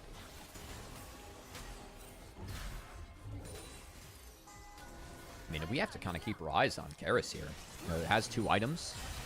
Him and Monkey can sync up for this dragon fight. Anybody. I keep stacking mountain dragons too. I mean, preventing it and getting these clean is huge for Team WE. It just makes you tankier, easier to reset for Viego, and then prevents giving those resets or resistances over. Again, making it easier to reset for Viego. So I think important that WE try to clean these up cleanly. A Scout's low mana top. He does have a TP, but I think he only has enough mana for like a combo and a half. Taeyun can't really find a way in. Vampire's just going to go all the way in right now. Get some shielding. Flashes out as they burn the ultimate out of Pays. Karis going in, but he's only able to charm up one, and he gets stuffed by Missing. And now they're going to try to turn around the Monkey, and they do. JDG win the fight critically. Really well played by Awa and JDG, Missing another good counter engage. As I think that after the last fight, Yanni might have seen a difference of ideas here for JDG, with them being like, okay, Missing, you can't be on the front line anymore. Let's try and catch the Silas and Viego when they go in. That's looked a lot more successful. All right, the Maiden trying to help out Cube a little bit here, but let's see, Scout really trying to chase him down all on the angle tube. Scout is going to burn the flash here, so I'm surprised about that. As long as Cube doesn't really burn his flash, this is a successful play, even if he dies on the side lane here. There's 40 seconds until the Baron. He is going to burn his flash now to try to get the rest of his team there. Here comes a teleport from behind. Taeyun coming through as well, but guess what? JDG's here too. Karis going in. They're going to target out Scout. He's low. He's dead. His shoot is late again on the Lamb's Respite. They are not synced up right now, Cubby. It's a double kill for Karis, and the Baron's up in 20. I mean, we just saw Team WE reach for a fight, and on the back half, we saw the Scout and Awa reach way too far. Again, just curious that we chased that hard. I thought that like it takes a lot of time to get through York. Your mages aren't exactly built to do that. Now with 2 down, it's just going to be an insta Baron start for Team WE, and they can keep on forcing. They have a numbers advantage, so even if they pull off this, just hitting it could be big in the first place. And Missing's dead. Oh, Missing just walks into it, and Monkey will pick up another. Shun desperately trying to find a way in, perhaps a little too desperately. And finally, he will just settle for his chickens. But JDG, once again, it felt like they were pulling it together, and they just fall apart again. I'm at a loss for words, Yanni. Like, what's going on with this team, Cubby? I don't know. Again, you could trade Dragon for Inner. It's fine. You don't have to TP for these things. And now, like, you're down tools, then you overchase. It's a lot of greed coming out from JDG. It almost feels like they don't know when to say no. And then, of course, Missing. A fight they didn't like. It's the LPL, baby. Yeah, and then, of course, just Missing. Like, he's brought it back in the last couple fights, but I think some of the mistakes he made early on, a lot of damage has been done. And, man, I really thought today was going to be a clean series for JDG, along with many others at home. You look at Scout, you look at Pays. These are world-class elite players who originally came from Korea, where Karis and Taeyun just simply couldn't cut it. They've been struggling to cut it with Team W. Again, coming to the series, guys, they have yet to beat a top 5 team. Their record against them, it's 0-10, 0-11 if you include the playoff series. Team W about to take a lead, about to take Game 3 against JDG here. They have Senna scaling, and it feels like they can really overwhelm them on the push, which they're doing with the Baron. There's going to be a lot of gold picked up. There's a lot of standing gold still on the map. As you can see, York focusing on bot. That inhibitor's opened up. It's okay to take now. And Taeyun, he's starting to get up there with the range too, Yanni, as things are getting a little bit grim here. It's going to be really tough for Pays to play this one out on the Xayah. I know that you get to, use that R going up against the Viego and the Silas, but up against Senna, that's hard. As we're Cube is selling down out for flash. Cube. Okay. We're selling out for Cube. He's dead. Everything is going to be burnt on him. Yeah, Team Pace is there. WE He's dead. cannot get close. That's a turret. And they left, and they did not end up taking the mid turret for it. They left to try to go help him. Yeah, that's okay. That's an That's an too. error. I thought Yeah, that'd be a that's turret for sure, but nice rotation from JDG. Minute left on the Baron. That's pretty much that Baron push killed. That's gonna be a big win for JDG. They're actually gonna get mid outer out of this likely, as Team WE, given they went to help late to reset. We are a $115 though away from this Mountain Dragon spawning. Still think it's really, really important for Team WE that they can secure these. Again, extra resistance is important to make sure that they can tank through the double marksman and get these resets, whereas, of course, more resistances for JDG. Less likely that Monkey gets a reset and runs the fight. Yeah, and killing that Baron push, and then also making sure that that last Dragon fight went the way of JDG really does make this a little bit harder on Team WE. Obviously, we talked about the Senna scaling. He's at 92 stacks, 93 stacks right now, which is really, really good. But it does mean that it's harder for WE to push this game across the finish line. They certainly can, and Monkey has a good 3-item suite here of the Kraken Slayer, the Sundered Sky, and the GA. Curious how close Taeyoon is to 100% crit. As he's got a lot in his kit, and then of course Senna, they kind of buff the crit that she gets. He should be there. I think he is there with an IE. That's actually really big. So of course Awa's going to kind of destroy the Senna, but if he's able to ignore the Scion, it could be really big, and you're going to be able to reach the Kindred. Yeah, you've got the range. You have infinite range. You can hit whoever you want, really. As Cube is on the split push. Dragon up in 5. I don't know if Cube joins. I still think that these Mountain Dragons are important. The Dragon spawning in 5 is VWE focusing on the wave first. Vampire going to trade some of his health to spot Scout, but I think that's well worth it as WE is going to get in here. They're late to the Dragon. That goes down. TP from Cube, but that's late. Yeah, and they rout JDG. It's not on the other side. Yeah, they're slowing some of these members, but a teleport matched by Allah here. They're going to get mid-enter from this, but not worth it all. JDG, the fact they stuck it with the 2 marksmen is big. Them crossing here, though, could be dangerous. Karis. He's got that between worlds to do good damage. Vampire wants a piece of the action. Karis gets a little bit too close. He goes golden. The knockup is there on the Monkey. Monkey's got to try to find a way out, and they manage to take down Karis. Monkey in the GA. Cube gets over the wall, but Taeyoon has to try to shield up his jungler, who is now taken over the body of Missing. Scout low, but not going to go down. Taeyoon trying to kite this one out. Shun does pop that, but that ultimate to try to keep himself alive. Monkey gets to the backside, but he dies. But Taeyoon has that range. He's hitting from so far away. He gets knocked up critically. Scout not really able to get close. What a close fight there.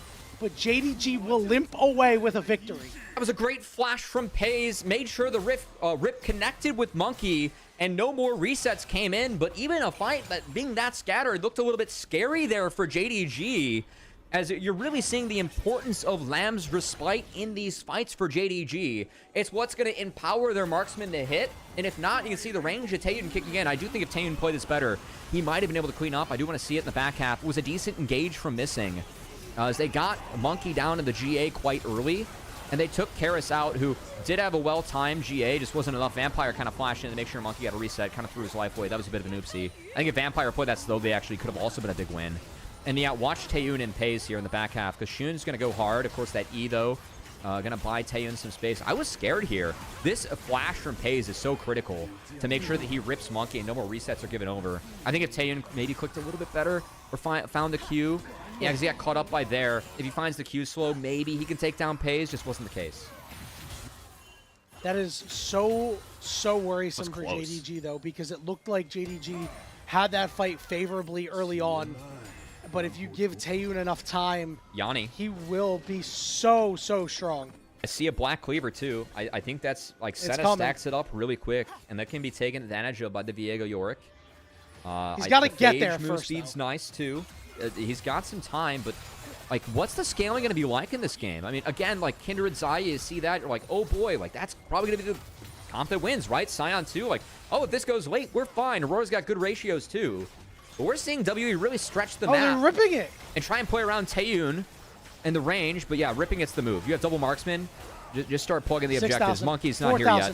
3,000. It's boy. down. It's secured by JDG. They're going to turn on to Allah. Meanwhile, Cube is getting an inhibitor over on the other side. They Vampire can't comes some in with a bases. big stun there. This is huge, but Scout managed to get back, and now the turnaround is here. Missing going to look for Charms here. Hops over to Allah's dead body, and they find Pays. Pays drops the ultimate down to keep himself alive. Lamb's respite is there too, as Shun is able to hop out, but Pays cannot, and Monkey is bearing down on them. He falls, but guess what? It's Taeyun, the hero, making the play happen. It's a triple kill. That's it, a 4v5. Yes, the Baron goes over, but it's only on the shoulders of Scout, who's going to have to stop the push. Cube already got one Nexus turret.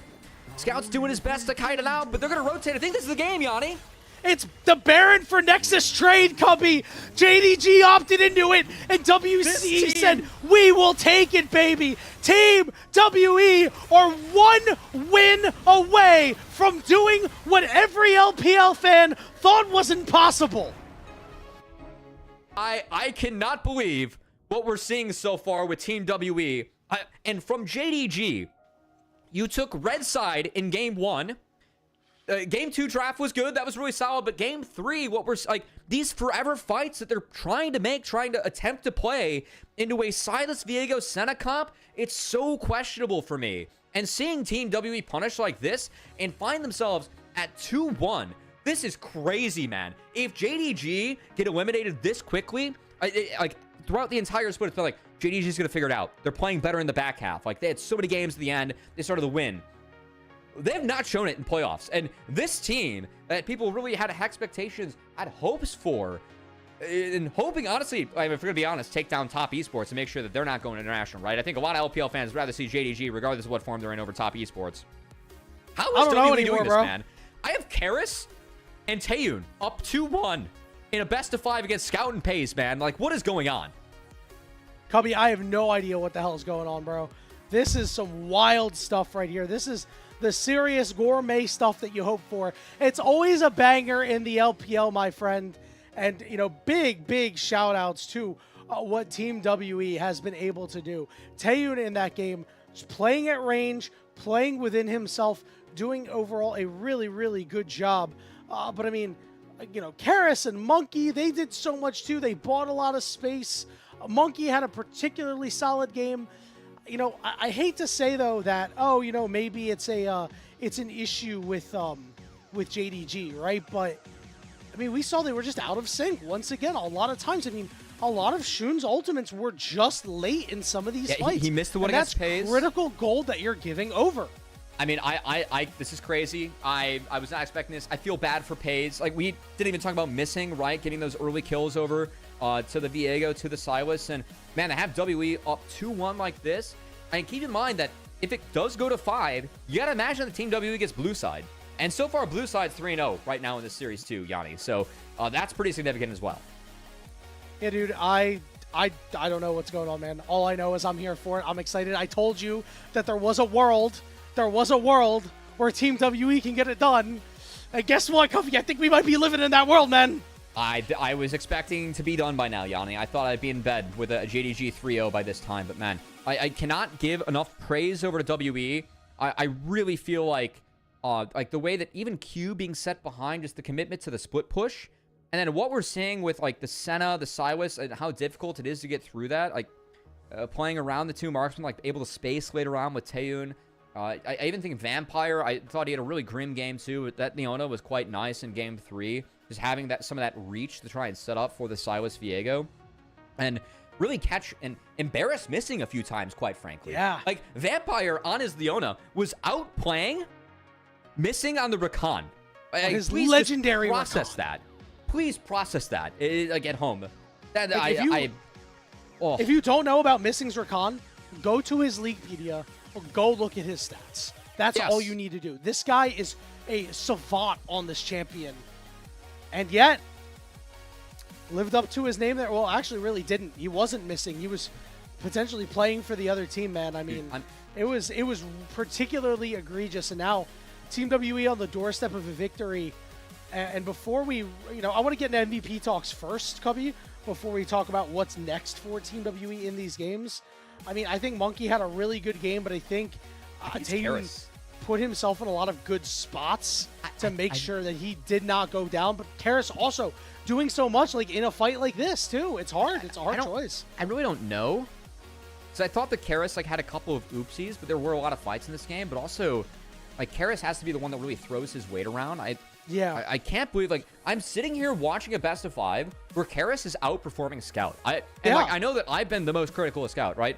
Like in terms of like our team probably, but I didn't think there'd be a single world where Karis would be outplaying Scout today. Just the pedigree of these two players. But Karis, man, he's showing up to play. And JDG's got to figure things out here in games 4 and 5. These, again, I thought that this draft was better, like stock standard. I really thought it was winnable, but we're just not seeing JDG be able to really sync up and be that team, be that monster that we thought they could be, or should be, frankly, in the LPL. And we did ask if Team WE had any special sauce for Game 3 to take this 2-1 series lead, and that Senna was the special sauce. This is a tough decision on who should win the MVP. I mean, you know, you made good points about Karis, man. I really can't doubt that. He was making plays. All right, you know what? Spite was late too. I missed that. Yeah. I thought Scout was actually outside the range. It was just late. Yeah. Regardless. Yeah, this was a bad game. This was a bad game out of Shun on his signature champion too. These guys on JDG, on their signature champions, did not perform.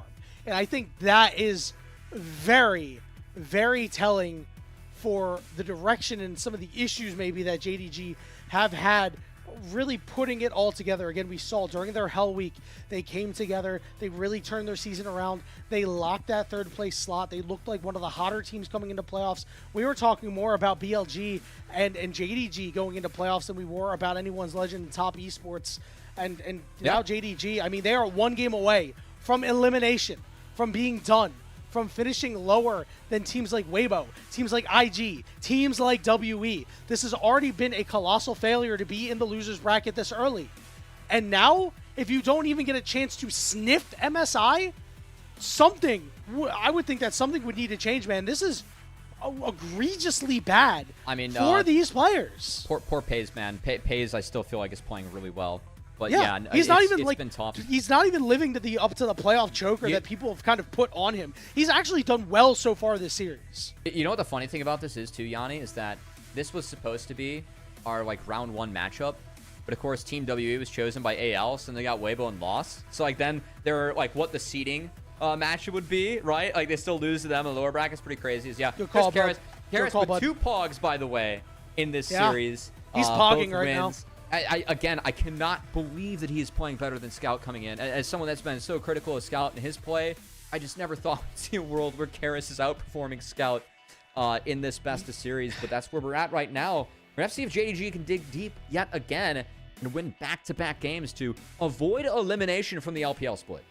The LCK reject Karis is outplaying a literal world champion mid laner that's been lauded as one of the best to ever play. This guy is coming up clutch for Team WE. He was the player that we said Team WE needed to play around him, get him going, make conditions good for him. They have done so. He has pulled his weight, and they are one win away from eliminating JDG and moving on to the next round to play top esports. We are going to take a break to decompress, and when we return, JDG's backs against the wall. Team WE looking to shock the LPL. Who's going to win? I don't know. We'll see you on the other side.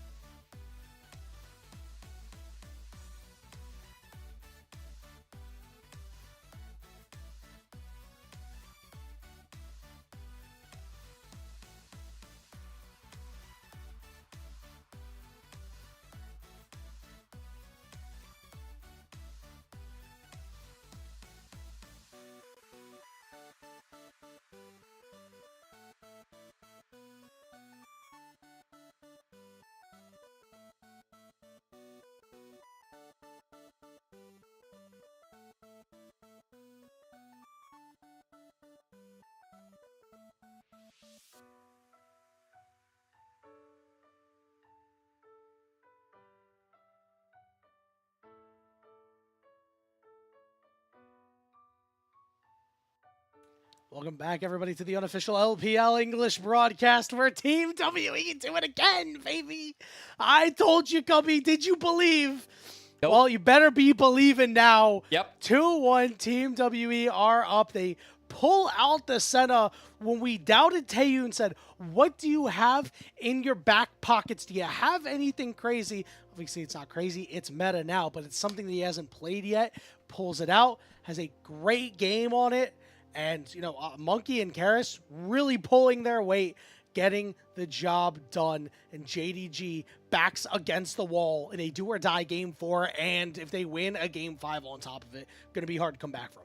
I do think that Pays is actually like playing really well. But the fact that I've seen Karis outperforming Scout in this best of, the fact that Monkey over Shun is like not a shock, but still, it really speaks to the split that Monkey has been having, as he has been a really good jungler in this league. And then Vampire outperforming Missing has been the crazy one for me. As Missing just looks so lost in that one. I was even going back through like the last fight, just completely abandoned Pays to like jump over the wall to jump to a dead Scion. That was really weird to see from this JDG team. And we're going to see them really put the pieces together. The story that we've talked about when it comes to this team, all split, but everyone has given them grace because they are JDG. It was just kind of assumed they'd figured out when push comes to shove. Well, guess what? You're in an elimination game. You got to win back-to-back games against Team WE, which usually you would say is like, you know, not a real laughing matter. But with how Team WE's looked today, it's been a challenge for JDG so far. And you know what? JDG might just be in meltdown mode. And I love that he gave Vampire the shout. I voted him third in our all-pro selections. I had him on my third team. Crazy. I had him. Listen, I think he's playing pretty well. You know what? I'm feeling pretty validated right now, my guy. All I'm going to say is that our all-pro wasn't on there somehow, which I do not get. And Jouet was second team, which is also ballistic. But, you know, our all-pro... That guy should have been first team. It had some flaws. It had some flaws. It's fine. Hey, listen, you know what? Some of us just know ball differently than others, Cubby. And you know who else knows ball? The people over at MOBA Trainer. Because they are the ones who have put together this awesome program, you know, with all of these coaches and these high elo players. We're going to do another MOBA Trainer here while we have the time. Let's do some more base timers. We're grinding through these base timers here. We're already getting a kill off the rip. This is great. Goodbye, Gwen. That's nice. This is actually the same game we were just in. Oh my God, wait, it is actually. That's actually really funny. What's the mini-map at? I see a dead Ezreal. I'm about to see a dead Karma on my screen. Let's go. Yeah, get in there. True. The question is, do we save our teammates? Oh, bark, my bark. goodness, we do. We can take the wave. We can invade Gromp. Their jungler just respawned. No, we recall. We recall. We don't need to take the wave. Like we have? Oh, we have 18, we see Diana mid. Recall this. No, yeah, we just killed their jungler. Bot lane's dead. Yeah. You little What? No. That's if you took the wave first. The recall was the correct choice. See how we have the time is one good? They just wanted to show us if you took the wave, what it would say. We don't have time. Yes. If you took the wave, you're a bad jungler. You know what? No, you're not a bad jungler. It just means that you're resource intensive, much like guys like Shun and a Monkey. We're gonna first pick Ezreal into Game 4 here of this best of 5 series. And Cubby, I think you're right, man. You know what? Just force Taeyoon on other stuff. What else do you have in the back of your pockets? He's going to be digging out Lint now. And they can just make him first pick Ezreal. I think that it's, you got to ban it or it's first pick Ezreal. We've seen Ezreal banned the entire series away from Taeyoon. Do we see the Ezreal snagged here by Pays? I mean, Pays is an unbelievable Ezreal player. So I do think that Pays has been the best performing member of JDG, not just in this series, but all year. Giving Pays at Ezreal the first team AD that we had for both the official LPL channel as well as our vote. They say never get baited by hovers, but this actually could. Okay, I thought for a second maybe we were actually going to see that locked in because Monkey is starting to get down a little bit in the pool here, right? You know, there's no Skarner available, no Pantheon, no Viego, no Xinjiao, Trundle band, Lilia band, Vi band. Like Wukong's out too. He's also digging for Lint. I like Neferi a lot here for Shun. He has been quite good in the champion. You can't play Pantheon. Sejuani also a decent option. So this is good. Maybe some Pick Yone. Slam Yone. Yeah, could be good. 7-0 on Yone. Do it. There we go. We have seen Yone be out and going to have to see what Karis can play into it.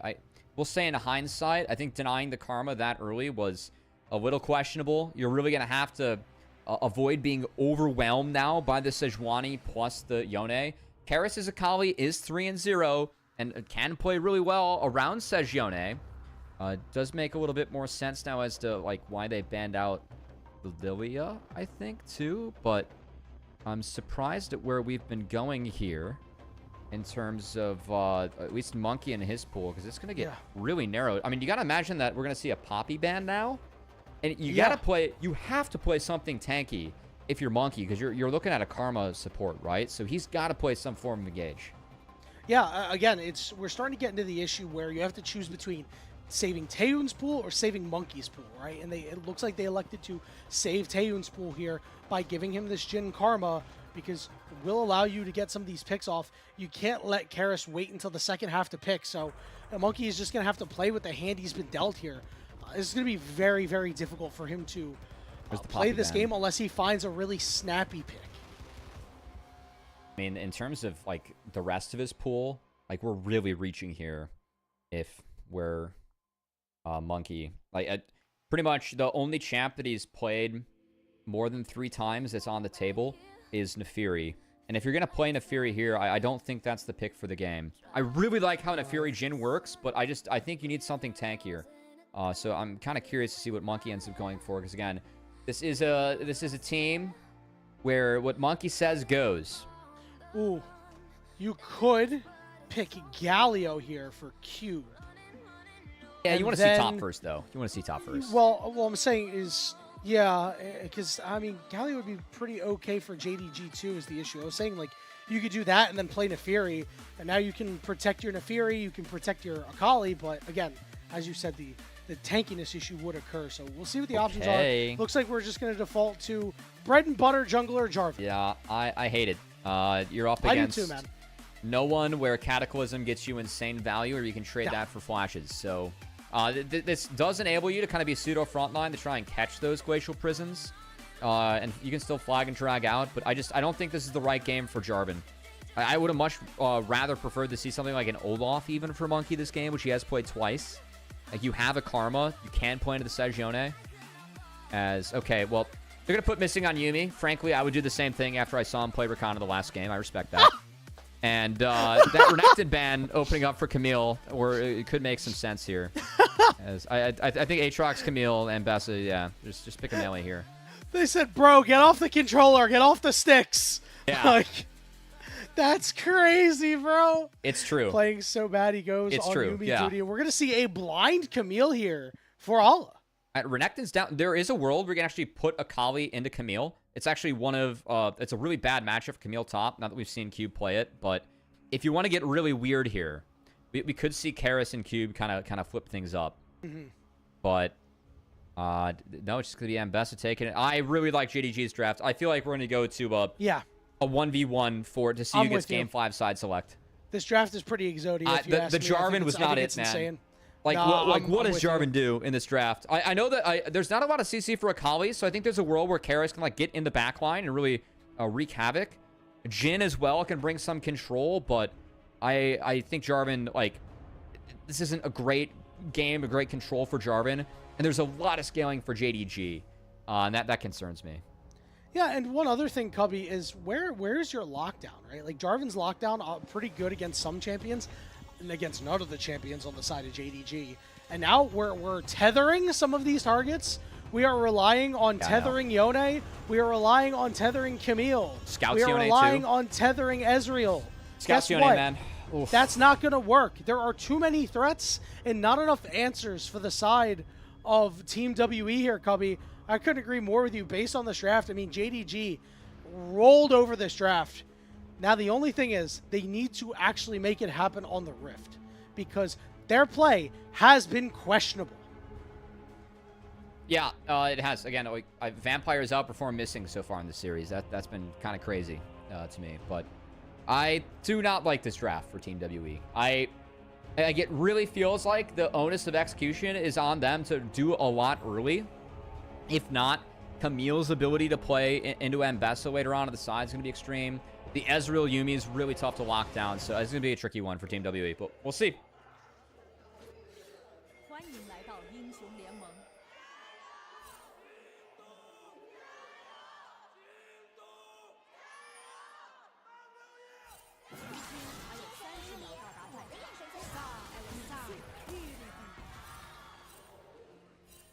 The gyos ringing true as Team WE are on the doorstep of knocking out JDG.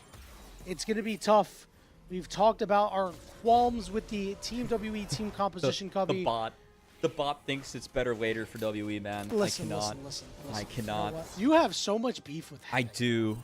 It's so bad. I can't fathom what goes on over there in their solo queue because I know it's based on that. That's actually pretty good. It's got to be point. some It's pretty jank good. stuff going on over there, you know? All right. So, we have mentioned that we do not like what WE is doing. How is WE going to win this game and convert this composition? I think Vampire and Taeyun are going to have to do a lot of heavy lifting because we're going to need to see members of JDG get hit from a range and rooted up. And then, only then, do I think we're going to see a Monkey and a Karis follow up into kills. Yeah, I mean, that's a good question. I think that they just have to win early. And if they're able to set behind JDG at all, I really feel like at the moment it looks like Monkey and Shun are both pathing towards top, as Shun actually will be spotted taking his Raptor second with a red. If they see him go down, this will be a lot of info for the Jin Karma. I'm kind of curious if we get like a two-wave crash, which isn't ideal in this lane, but it could help you protect you from the gank. Yeah, look at that. Shun's going to get around the ward. Now, he did dip through that brush, so he didn't go directly down. So he might have tried to feed some false info over to Team WE, who will see Monkey when he hits his Raptors. There is a ward in the river that might help their bot lane. They did crash on two, which is not typical. And yeah, you can see how aggressively FaZe is playing here. Okay, we forced the cleanse out of Taeyun. Still have the heal available. No, do not hit this wave. Oh boy, they're in trouble. That's going to be bad. This is a good path from Shun, and yeah, Taeyun being... There he is. It's spotted. The heal to try to get that movement speed away. Yeah, that's...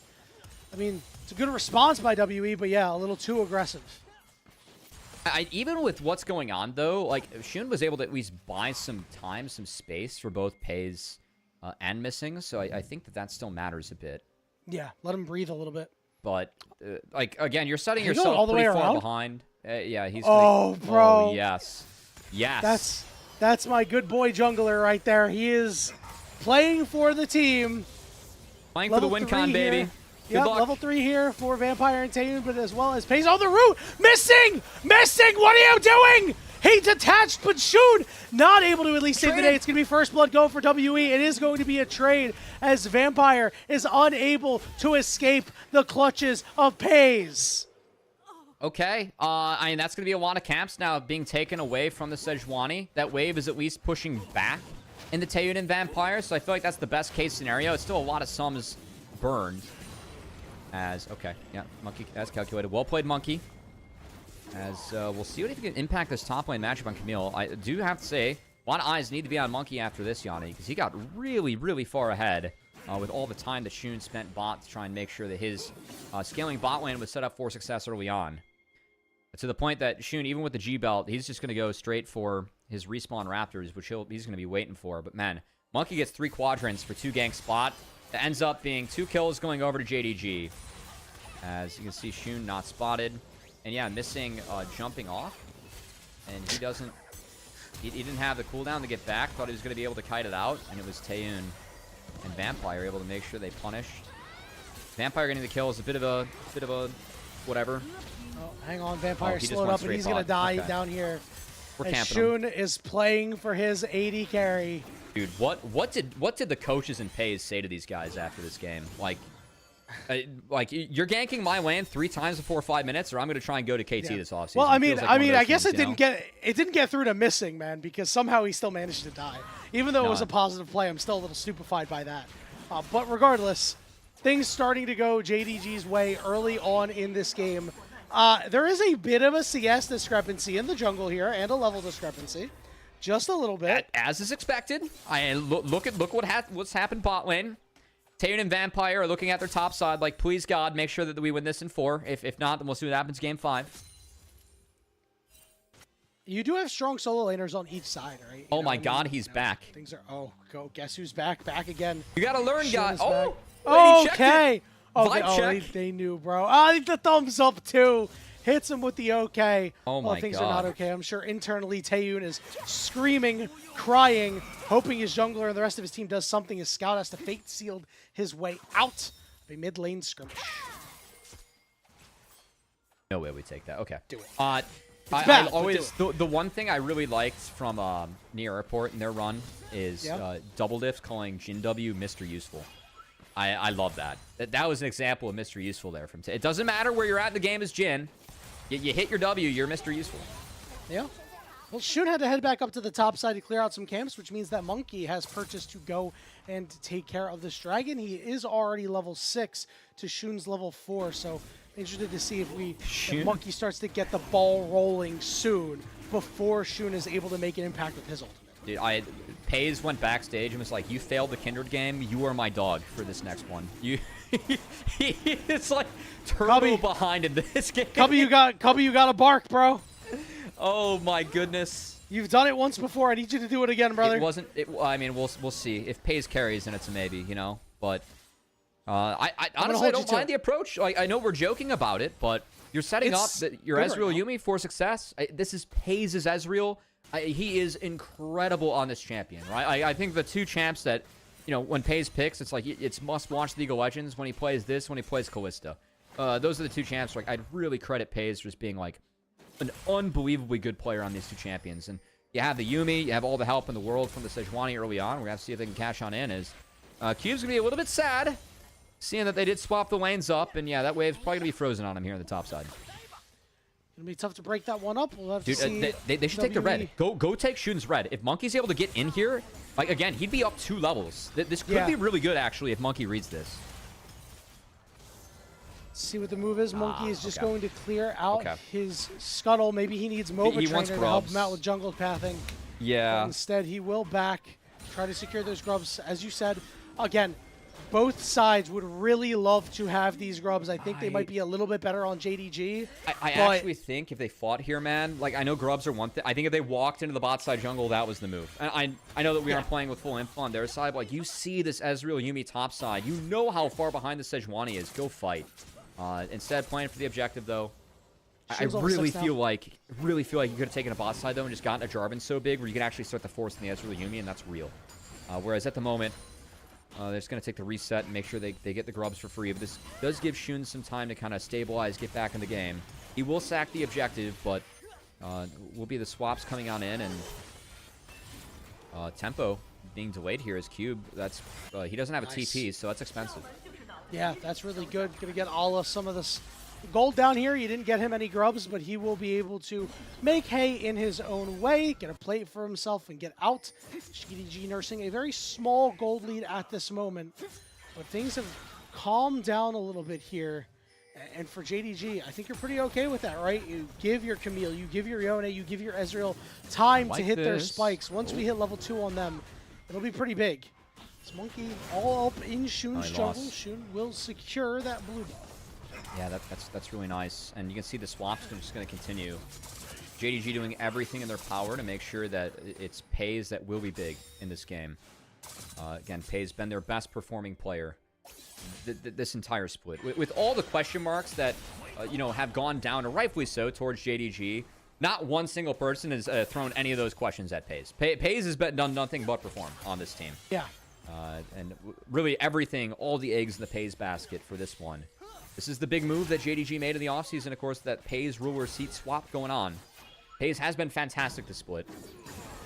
We'll see if he can be fantastic in this game to continue JDG's split, as again, he's been given everything in his power to try and pop off. In a game where I think it's really tough to lock him down if you're Team WE. Yeah, we talked about that earlier. They don't really have the tools, right? You know, Cataclysm, it's shifted out. Then it's a follow-up, you know, route from Taeyun, maybe. That's the only thing that I could see. But even then, Paze is really not concerned with that. Yeah. You know, he took teleport this game. He doesn't really care about your meager CC over on the side of Team WE. Yuumi gets Mikhail's later, too. Like, not too worried. Yeah, just in case. I am really curious to see what happens when Monkey decides to interact with the map, though. Because he has really been building up his economy here. And rushing what looks to be maybe a Spear of Shojin, as the double Ruby Crystal doesn't go into an Eclipse, or still could be probably not Thunder Sky either, right? With the build paths we have with the Thunder. So I think that's actually something to look out for. Is Scout has to flash. And Karis is putting in work. I know it's a favorable matchup for Akali, but he's doing well here. Yeah, this is nice. Again, the Sejuani plus Yone, very good, but Akali, one of the champions that can kind of play around it thanks to the Shroud. Getting out of that, so been good for Karis. Again, his Akali is 3-0 so far this split. One of these mid laners is no longer going to be unbeaten on these champions. And he also... Oh, that was actually really cute. He gets that Respect. off. Yeah, I mean, also the double pog in both of Team WE's wins, which is the real important one to note. Wave crashing into the bottom side here as the Dragon is up in 15 seconds. A second plate going to go over for the bot side here as Monkey and Karis ready to go in. At least try to do something to scout here, put some pressure on us. This is really the first we've seen Monkey interact with any other champion on the map. Now Shun is coming in here. He gets spotted, but Karis is out of energy. He's able to hop backward, and he'll be fine and look to link up with the rest of the team. I think Monkey, like, they're just kind of tickling them to at least get some things out. But yeah, they're just going to set up for the Dragon. There's push mid, there's push bot, and with the Azumi, this has to be given over. Do you think it's really important that, again, Team WE, they're going up against Ezreal Yumi. Like, they're going to get outscaled this game. We talked about that a lot in drafts. So the fact they've taken both these Dragons on time is big. Very good stuff. As Fixing has now hopped on Shun. They make a look at Karis, but nothing really going on as they failed to clear out this ward. They do finally get it as the Dragon goes the way of Team WE. Do have an Ocean Soul, which could be relevant later if they are able to continue to get these Dragons on time. It will get harder as the game progresses. Remember, Ezreal spikes pretty hard on 2 items. Scout on this Yone will spike hard on 2 items. So those are going to be the moments to watch for as we wade through this. We're nearly 13 minutes into this game, and things are even in gold. The choice of Yone there. Just hit E and snap back, and it's fine. 2 farms on up. Even in gold, still 2 Dragons being taken by WE is good. They have secured objective feat, so it will be a first brick rush where they have 3 grubs, and they're going up against an Azumi. So I expect to see an overload now from Team WE to try and secure first brick and secure feats for themselves.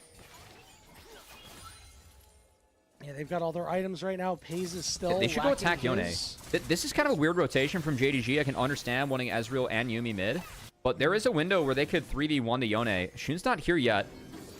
And, okay, they didn't spot him. Monkey's going to play for the camp. All right, Shun's heading down here. He is really tanky. Pays and Missing are on their way too. Monkey a little bit too far forward. He's going to Cataclysm Shun. Scout to the back line. Fate Sealed is only going to land on the one Ezreal. Coming through doing good damage. But Allah in on the teleport. Cube teleports in a little too close. Chunks out Shun. Is able to slide his way out. So a lot of scrapping, but not a lot of killing. But now they're going to look for Pace. They're going to find the knockoff of the exhaust is on the Monkey. He's going to take good damage, and Allah is in there. Dead. And Allah's in a 1v5, and he falls to Taeyun as Pace in the back of the pit is forced to flash over the wall. Curtain call coming out. First shot misses. Second shot lands. Third shot lands. Fourth shot does not hit. Yeah, I will say Allah did go down, but his Hextech ultimatum that actually pushed Vampire out as the Karma, and he had a tether down on Pays. So I know that Allah went down. I do think he saved Pays with that play, which I'd say the Ezreal more valuable this game, just given the composition. So I know that looked a little bit grief from Allah.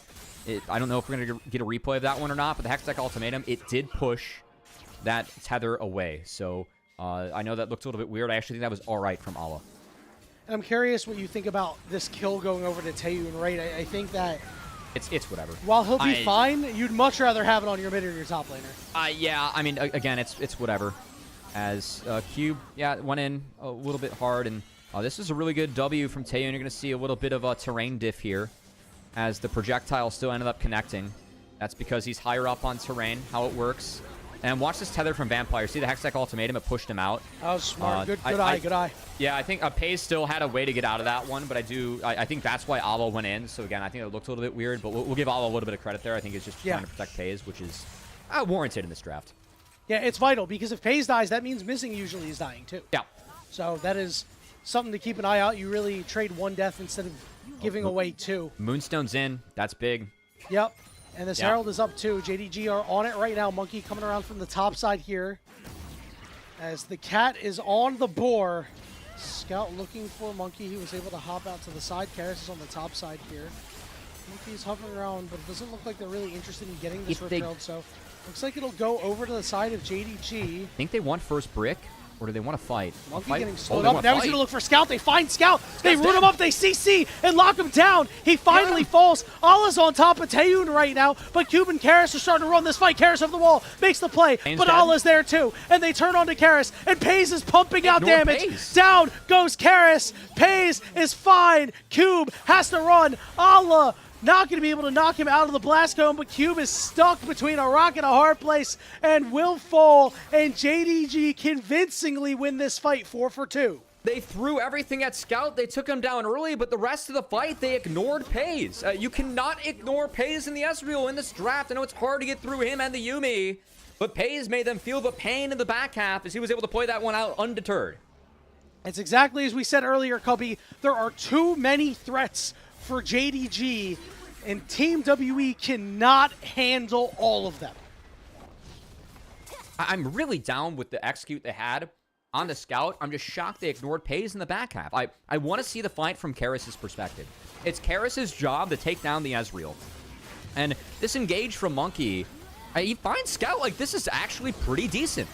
They find the W. It's really well sunk up. I'm just really surprised that Karis, that Q's fine. It does take Scout down. That Q missed Pays. He sidestepped it. And then he's going for the Sejuani. Who cares? I don't give a rat's ass about this this boar, man. Go get the Ezreal. And Karis not doing that was the big problem.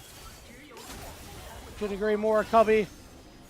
As Pays against multiple big damage dealers, has about half HP at the end of that fight, 40% HP. It is tough to deal with. Rift Herald get expended in the mid lane for good damage on that turret. And now we have this dragon up. Team WE need this dragon before this game starts to slip away from them. It really feels like the game's already kind of out of their control. I think Soul is the only thing that's helping them, and Teleport this is the worst coming in. Soul they could have rolled, frankly. Like, Ocean Soul is just kind of going to match the sustain that JDG has. Here we go. Who's going to win the Smite fight? It's secured by Vampire. Ezreal coming through doing good damage. Taeyun got targeted, but he cleanses. Get out. And now he's got to get out of there, but Allah is going to start running amok now. Drops the Hextech ultimatum on top of Vampire. He's got nowhere to go. Karis It's can't get 2 in. kills for JDG. It's too easy. They've already outscaled him. All this farming from Monkey, yeah, he got a lead. I don't think he drove it home big enough. I still really agree. question taking the 3 grubs for free and not trying to attack Shun when they had people on that side of the map. We said that we really like JDG's draft coming in. The scaling's been Here we good. go. Fate Seal. It lands onto both of them. But he goes a little bit too deep. Taeyun Scout's was dead. hanging around too. A little bit of healing up. Scout's got to snap back. But he gets 4th shotted by Taeyun. No further roots coming out, but here comes the curtain call. It looks like Karis and Cube are out though, so it's just a little bit of, just a little bit cosmetic damage that would go into anybody, if anything. That was a weird one from Scout. He didn't get anything significant out in terms of flashes or anything, and he burned a flash himself, so Come on. that's an What are we oopsie. doing? That said, we'll say first brick was secured, so at least Feats did go over to JDG, and JDG is continuing to take the steps in the right direction to win this one. Again, the scaling of the Ezreal Yuumi going to be big, and I really feel like WE, it was so imperative for them to win hard in the first 10, 15 minutes, and yeah, I understand Monkey getting economy, but it just doesn't matter. Hey, look at Shun. Because he's done a better job at participating in these kills and just being Sejuani, he's fine. And so, again, this Jarvan pick, it kind of felt weird because it's tough to lock down what was showing from JDG. These first couple fights where he's not big, or didn't drive home that 2-level lead when he could have, like when it was 5-7, I think it's really kind of bit him and WE in the butt. As it was actually the smite that came down from Shun that barely missed was secured by Vampire. And then, yeah, this chase, like, it's a front to back. Karis can never go in, and if Karis can't get on Ezreal in this back line, fight's over before it starts, man. Yeah, there's just too many strong champions on the side of JDG. Again, you just can't handle all of them. Pays is on his 2-item spike now, Cubby, we were talking about. This is where JDG can really pull away, and they already have. They're up 2,500 gold right now. It's not completely over for Team WE, but again, it's really hard to see the angles for them to try and pull victory out of this game.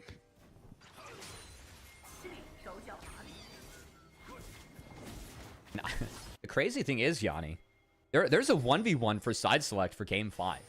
Blue side has won every game of this series so far. Shout out to JDG choosing red side Game 1. Yeah. And this could kind of come down to Could come down to, you know, whoever wins that 1v1 and gets blue side being a big Well, advantage. they're hoofing it down to Otacon, by the way. on 5,000 HP and getting lower. Teleport Monkey's coming here. in on the backside here from Cube. Monkey trying to get in there. He's got the Cataclysm out. It's secured by Karis, and now they're going to turn on to Monkey. The question is, can WE evacuate the area? Cube is getting out. Karis is teleporting, and they can't stop this man. And it's Grand Theft Auto here for Team WE. It's worth. I think they get mid-outer too, as all that time, real estate invested by JDG goes to the wayside. They kill the jungler, but job was done. So mid-outer going to fall, and WE, they'll take that. I don't know how much that changes the game, but it's something. Again, I think Ocean Soul this game is like fake. It's really fake. You have Ocean Soul against the Yuumi. Yuumi is pretty much Ocean Soul for like the rest of the team with Moonstone, you know? Yeah. Yeah. I mean, listen, you get everything you can. Honestly, you know, if you're Team WE, you need Otacon to try to win this game. You need Ocean Soul to try to win this game. And I think the best part about maybe getting an early Ocean Soul for Team WE is not just the Ocean Soul, but the fact that it's not totally doomed when Elder Dragon comes up unless you fall even further behind, right? Yeah, true. It's an easier flip. Also, like the Camille Yone 1-3-1 is kind of scary. So you're up against that. And I will say that the stacked up weighted steel caps, it looks good for Team WE, but it makes eating any of these glacial prisons feel a little bit worse. Obviously, steel caps are the right move across the board, but yeah, it's tough. Yeah. You just gotta do it. I mean, maybe if we see more armor items coming out, then potentially things are looking a little bit better for WE. They don't have any good Thormail users though, is the issue. That would go so hard in this game. Yeah, you see Karma has heal cut, and that's it so far. Kind of wondering if that changes at all. I feel like Akali picking up an Oblivion Orb, like, I don't know if I love that one or not. You could just build Bramble on Jarvan and just kind of call it a day. It's fine. You're going to get to 2 items and be chill after that. They have spotted Pays. Yeah. WWE looking to congregate up here. Monkey trying to get to the backside, disrupted by Shun. Pays is going to shift out. Scout over on the side, goes down. They're going to try to convert it over to Allah, and over on the backside, Monkey in a little bit of trouble here as Karis is caught in the cage. Hold on. Vampire getting low. They managed to find a double kill there. Karis maybe wants to go for a little bit more as he gets stunned up by Shun. Pays getting chased down. He's in the back of the pit. He's got nowhere to go, and they find him. Team WE with no quit in them, and they're going to find Shun on the backside too if this curtain call lands. No, they're not going to find him. They find him! It's Soul for WE! Tayud finds the snipe. WE finds the Ocean Soul. And JDG truly in shambles. I need a replay of that one. Scout got blown up, had flash, had ult, goes down as Karis got the best of him. And that engage from Monkey looked goofy. It looked bad. It ends up working out. They kill the pieces around Pays this time. We're actually able to get on top of them. That's Ocean Soul secure. This still wasn't the best roll for the game, but it's something. As again, Monkey just brute forcing. I was a little bit late, so you have numbers early. And Cube, Karis just destroy Scout. Ava's up next, and it's kind of a split fight. Monkey was able to retreat back with the Karma. And yeah, like, Pays is getting work done, but because they had numbers early on and Karis just doing hella work here on the Akali, they were able to take away the front line from Pays, who was not able to retreat fast enough or far enough to escape. And that... What is going on tonight, Yanni? This is the last result I thought that we were going to sign up for. Well, it was Team WE maybe taking a 3-1 and playing a damn close game 4. I mean, Ocean Soul an even gold lead. It is going to be a lot of value and neutralize a lot of the power of the Yuumi coming in and fights. It does force heal cut. It needs to be built here for JDG. Scout needs to find his old world's form and fast, God, bro, man. because he's running out of time, and his team are running out of time, man. The 2021 world champion is a far cry from what he was, and he needs to find a way to step up. They're going to engage on to the Sejuani here. Monkey goes in. He's in a little bit of trouble. Cube gets to the back line. They find missing here, and they're on top of Pays too. He's got to shift over the wall. Fade Sealed coming down onto Cube, but guess what? Pays goes down. Karis is playing so damn well as Team WE do it again, baby! Where were you when Karis was smurfing on Scout in a best-of-5? Team WE, they don't want to play the 1v1 for side select for Game 5. They want to find the one red side win of the series to secure it for themselves. Why was Missing not attached? What happened in that fight, Yanni? And why are we taking a fight like that to the choke? The Glacial Prison was so early on the Vampire where no one could follow up. JDG are starting to panic, and their series looks, or their season, their split looks like it's coming to a close. Oh, Shun is walking into a fourth shot. He's got to walk away, and he dies to the deadly flourish. There you go. That's going to be Baron going over to Team WE.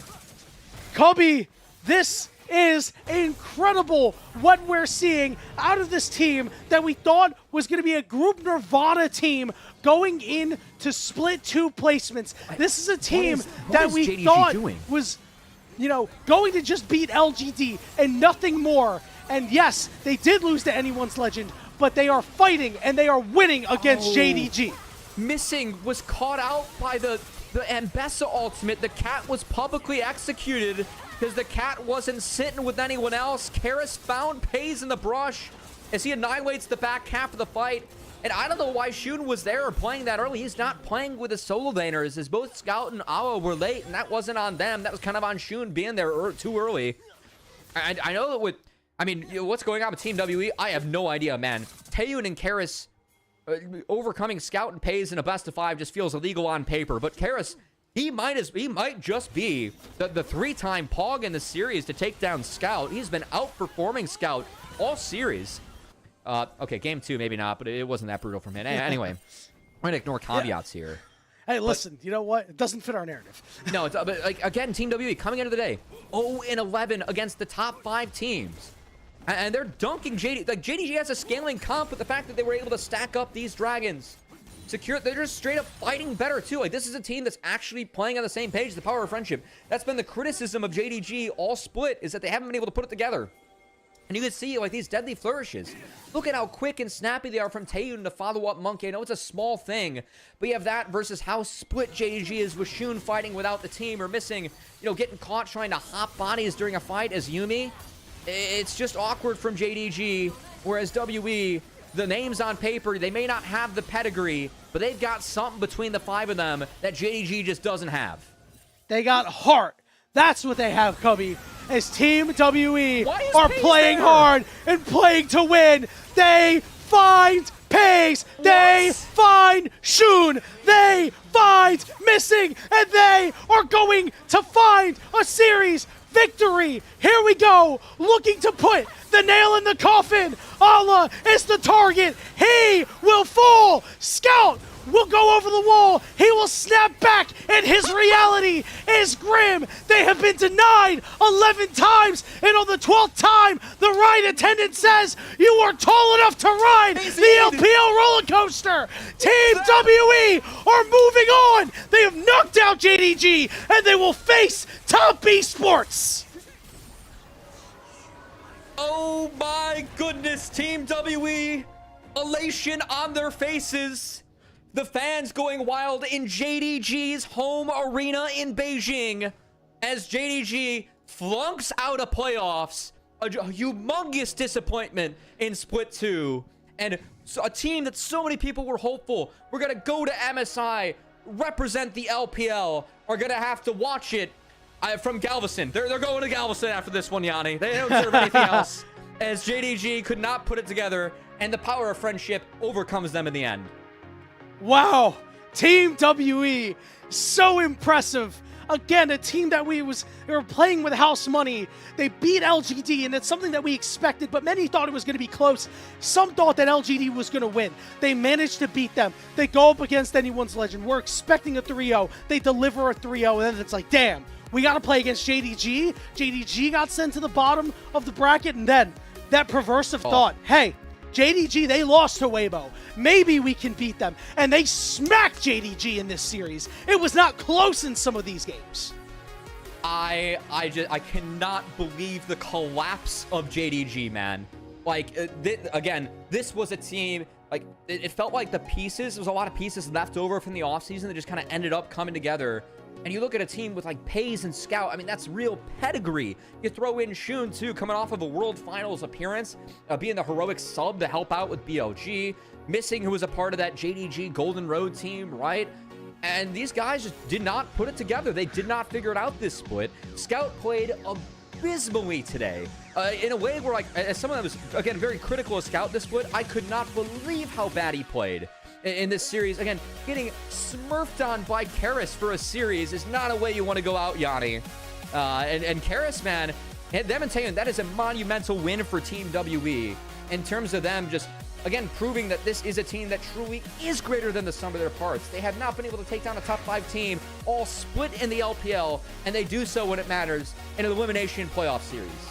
1-11, baby, and guess what? They're looking for 2-11 their next time out. They are a team that you cannot take lightly now after beating JDG.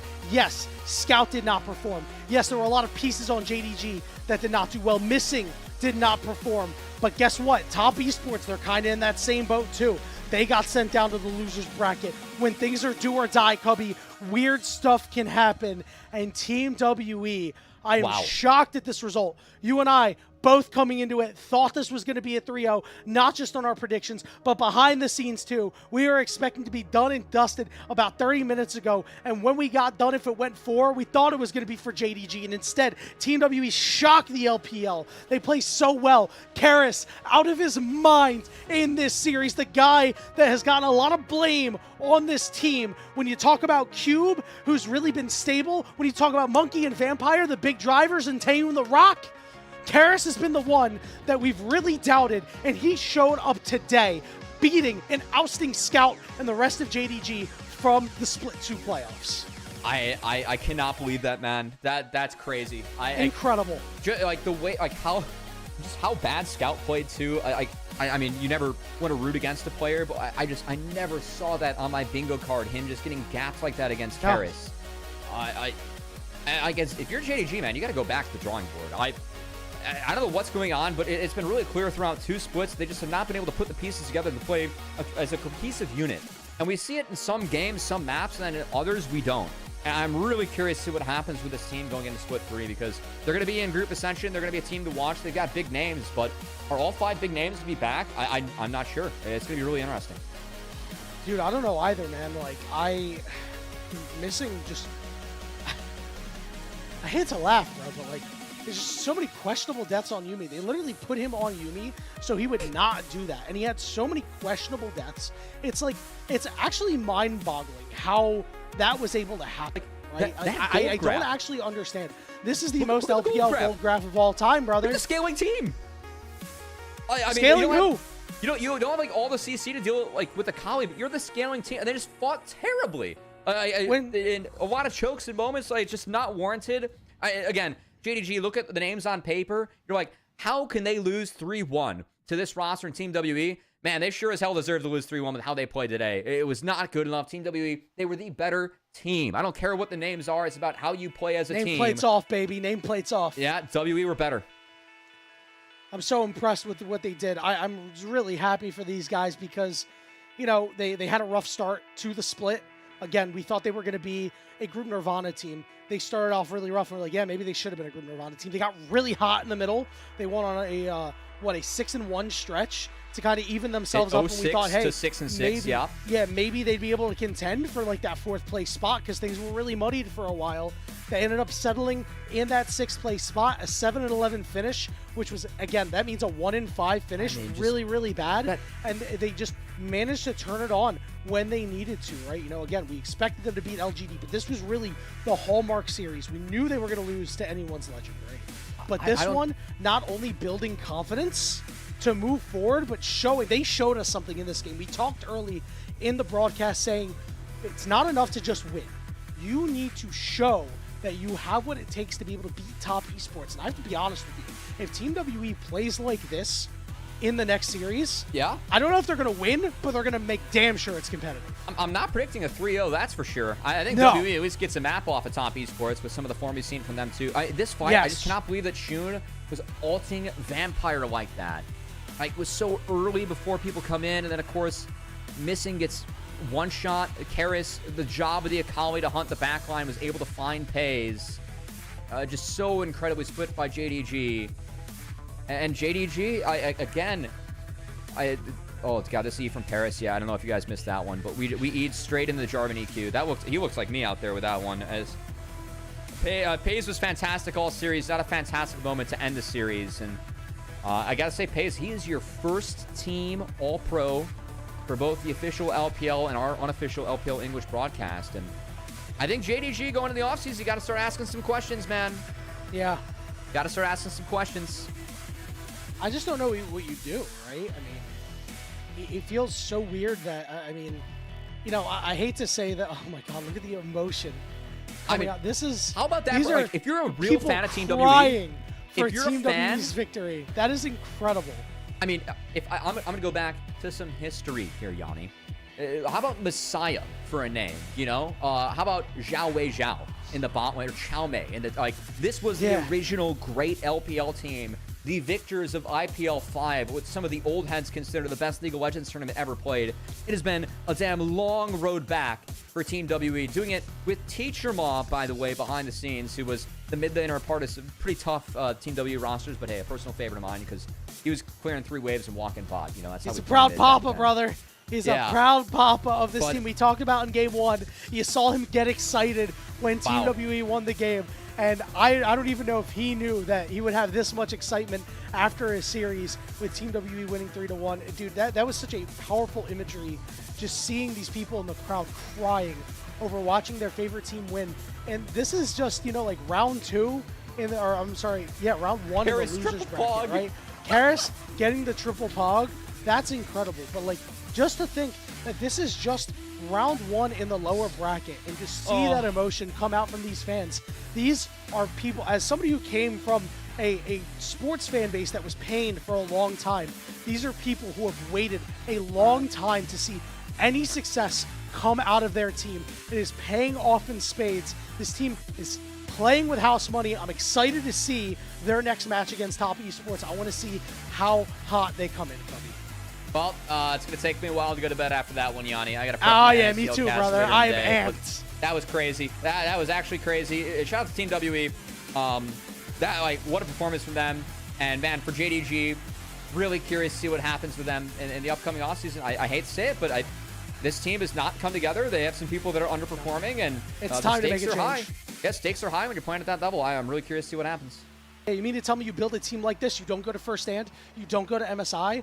You better be damn sure you're making it to Worlds. You need to do something here. You bomb out of the Demacia Cup too. Yeah, I mean, you're right. You're objectively correct. You know what else is objectively correct? Our bracket, because we have it updated for you. I believe we have it updated, at least. If we could pull that up in just a moment. Okay, we don't have it updated. We can just pull it up anyway, though, if we don't have it updated, because we can just do the update ourselves, to be quite honest with you. Because, you know, we got to make sure that we are at least showing the people. It is not updated, but on the bottom, Team WE will be facing Top Esports. Weibo Gaming, IG, Top Esports, Team WE, all in the lower bracket. Absolute cinema going into the second round.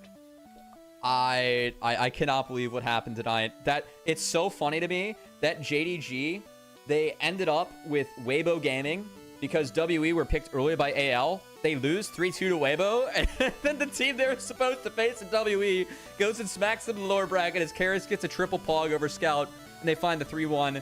If we have our predictions graphic, I know I'm throwing a curveball at our producer. Yeah. Let's pull that up. If you want to see how ridiculous see how wrong this we was were from us on the team, look at that. Even Kelsey Moser with the so-called troll vote, it might just be Gigabrain. As you can see, just how in line our team was with a JDG dominant victory. Who was our singular winner? I don't recognize this profile picture. I'm so sorry. Neither. I'm gonna check our Discord to see if we actually have an answer. But yeah, somebody crazy. Please in our Discord, in our general chat, add us so we know or text comms. who this is. Congrats to you, please, because we need to shout this person out. I want whatever you were drinking when you said 3-1. You know, yes, Team WE honestly. going into this. Oh my God. Wow. Absolute cinema. Absolutely insane. Oh my goodness, Cubby. Well, while we did not have the updated graphic, you know what else we have updated? We have our Elite Coffee supporters updated because we have a new person to add. We want to thank our 4 Elite Coffee supporters, Aaron Soup, Mong, Forrest Without, and the newly owners of a Silmaril. Yes, we updated that one. Because their pledged financial contributions help level up the broadcast and give back to the cast and crew who's tried to give you an English LPL product every day. Without them, maybe, just maybe, we are not watching this absolute cinema of a game. Big shout out to Zach. Zach was the one who predicted correctly. Team WE 3-1. This dude is absolutely off his rocker. He knew. He had it downloaded. Honestly, crazy, crazy stuff. And Cubby, we are going to have a singular day break. There will be no LPL on Friday, but there will be LPL on Saturday and Sunday. It'll be Weibo Gaming versus IG at 5 p.m. Eastern, 5 a.m. Eastern, 2 a.m. Pacific. And wherever the hell else you are in the world, you can figure it out yourself. And then it'll be on Sunday, Top Esports versus Team WE at that same time. Cubby, your thoughts about those series before we close ourselves out? I have no other thoughts. That was ballistic, what we just saw. Shout out to Team WE. This is why we play the games, man. Never know what can happen when you get on the wrist, especially with Fearless Draft. I thought WE, I mean, they had better drafts in a couple of the games, and then they mentally dipped them in that game 4 for me. But, man, shout out to those players. I mean, I know we always say it and joke, but a lot of these guys were rejects in other teams and other regions. For them to actually be able to surpass a team like, I mean, Pace, Scout, and Shun have all played in and won finals at international levels. For these guys that couldn't even cut it just to make it into the LCK, we're kind of journeyman between that and the LCK Challengers League. Man, that's really motivating. That's why you stick with it. That was really fun to cast, and yeah, shout out to Karras with the triple pog. I still cannot believe that, man. That is ridiculous. Crazy, bro. Crazy. Is it Kali's 4 now? It's got to be respected. He just diff Scout in the mid lane, bro. We'll see if Karras, the guy who was much maligned on this team now after the players have kind of gone through Split 2, he is going through his own development, his own metamorphosis, and he's going to have to do it again against Top Esports on Sunday. But that will be it for our broadcast here today. Big shout out to my co-caster Cubby, to Chippy behind the glass, and everybody on the LPL English broadcast behind the scenes, helping us deliver a product to the people that we really need to shout out. You, all the viewers watching at home. Without you guys, there's no reason to actually cast these games. We want to thank you all so much for being here with us today, and we hope to see you on Saturday for some more LPL playoffs action.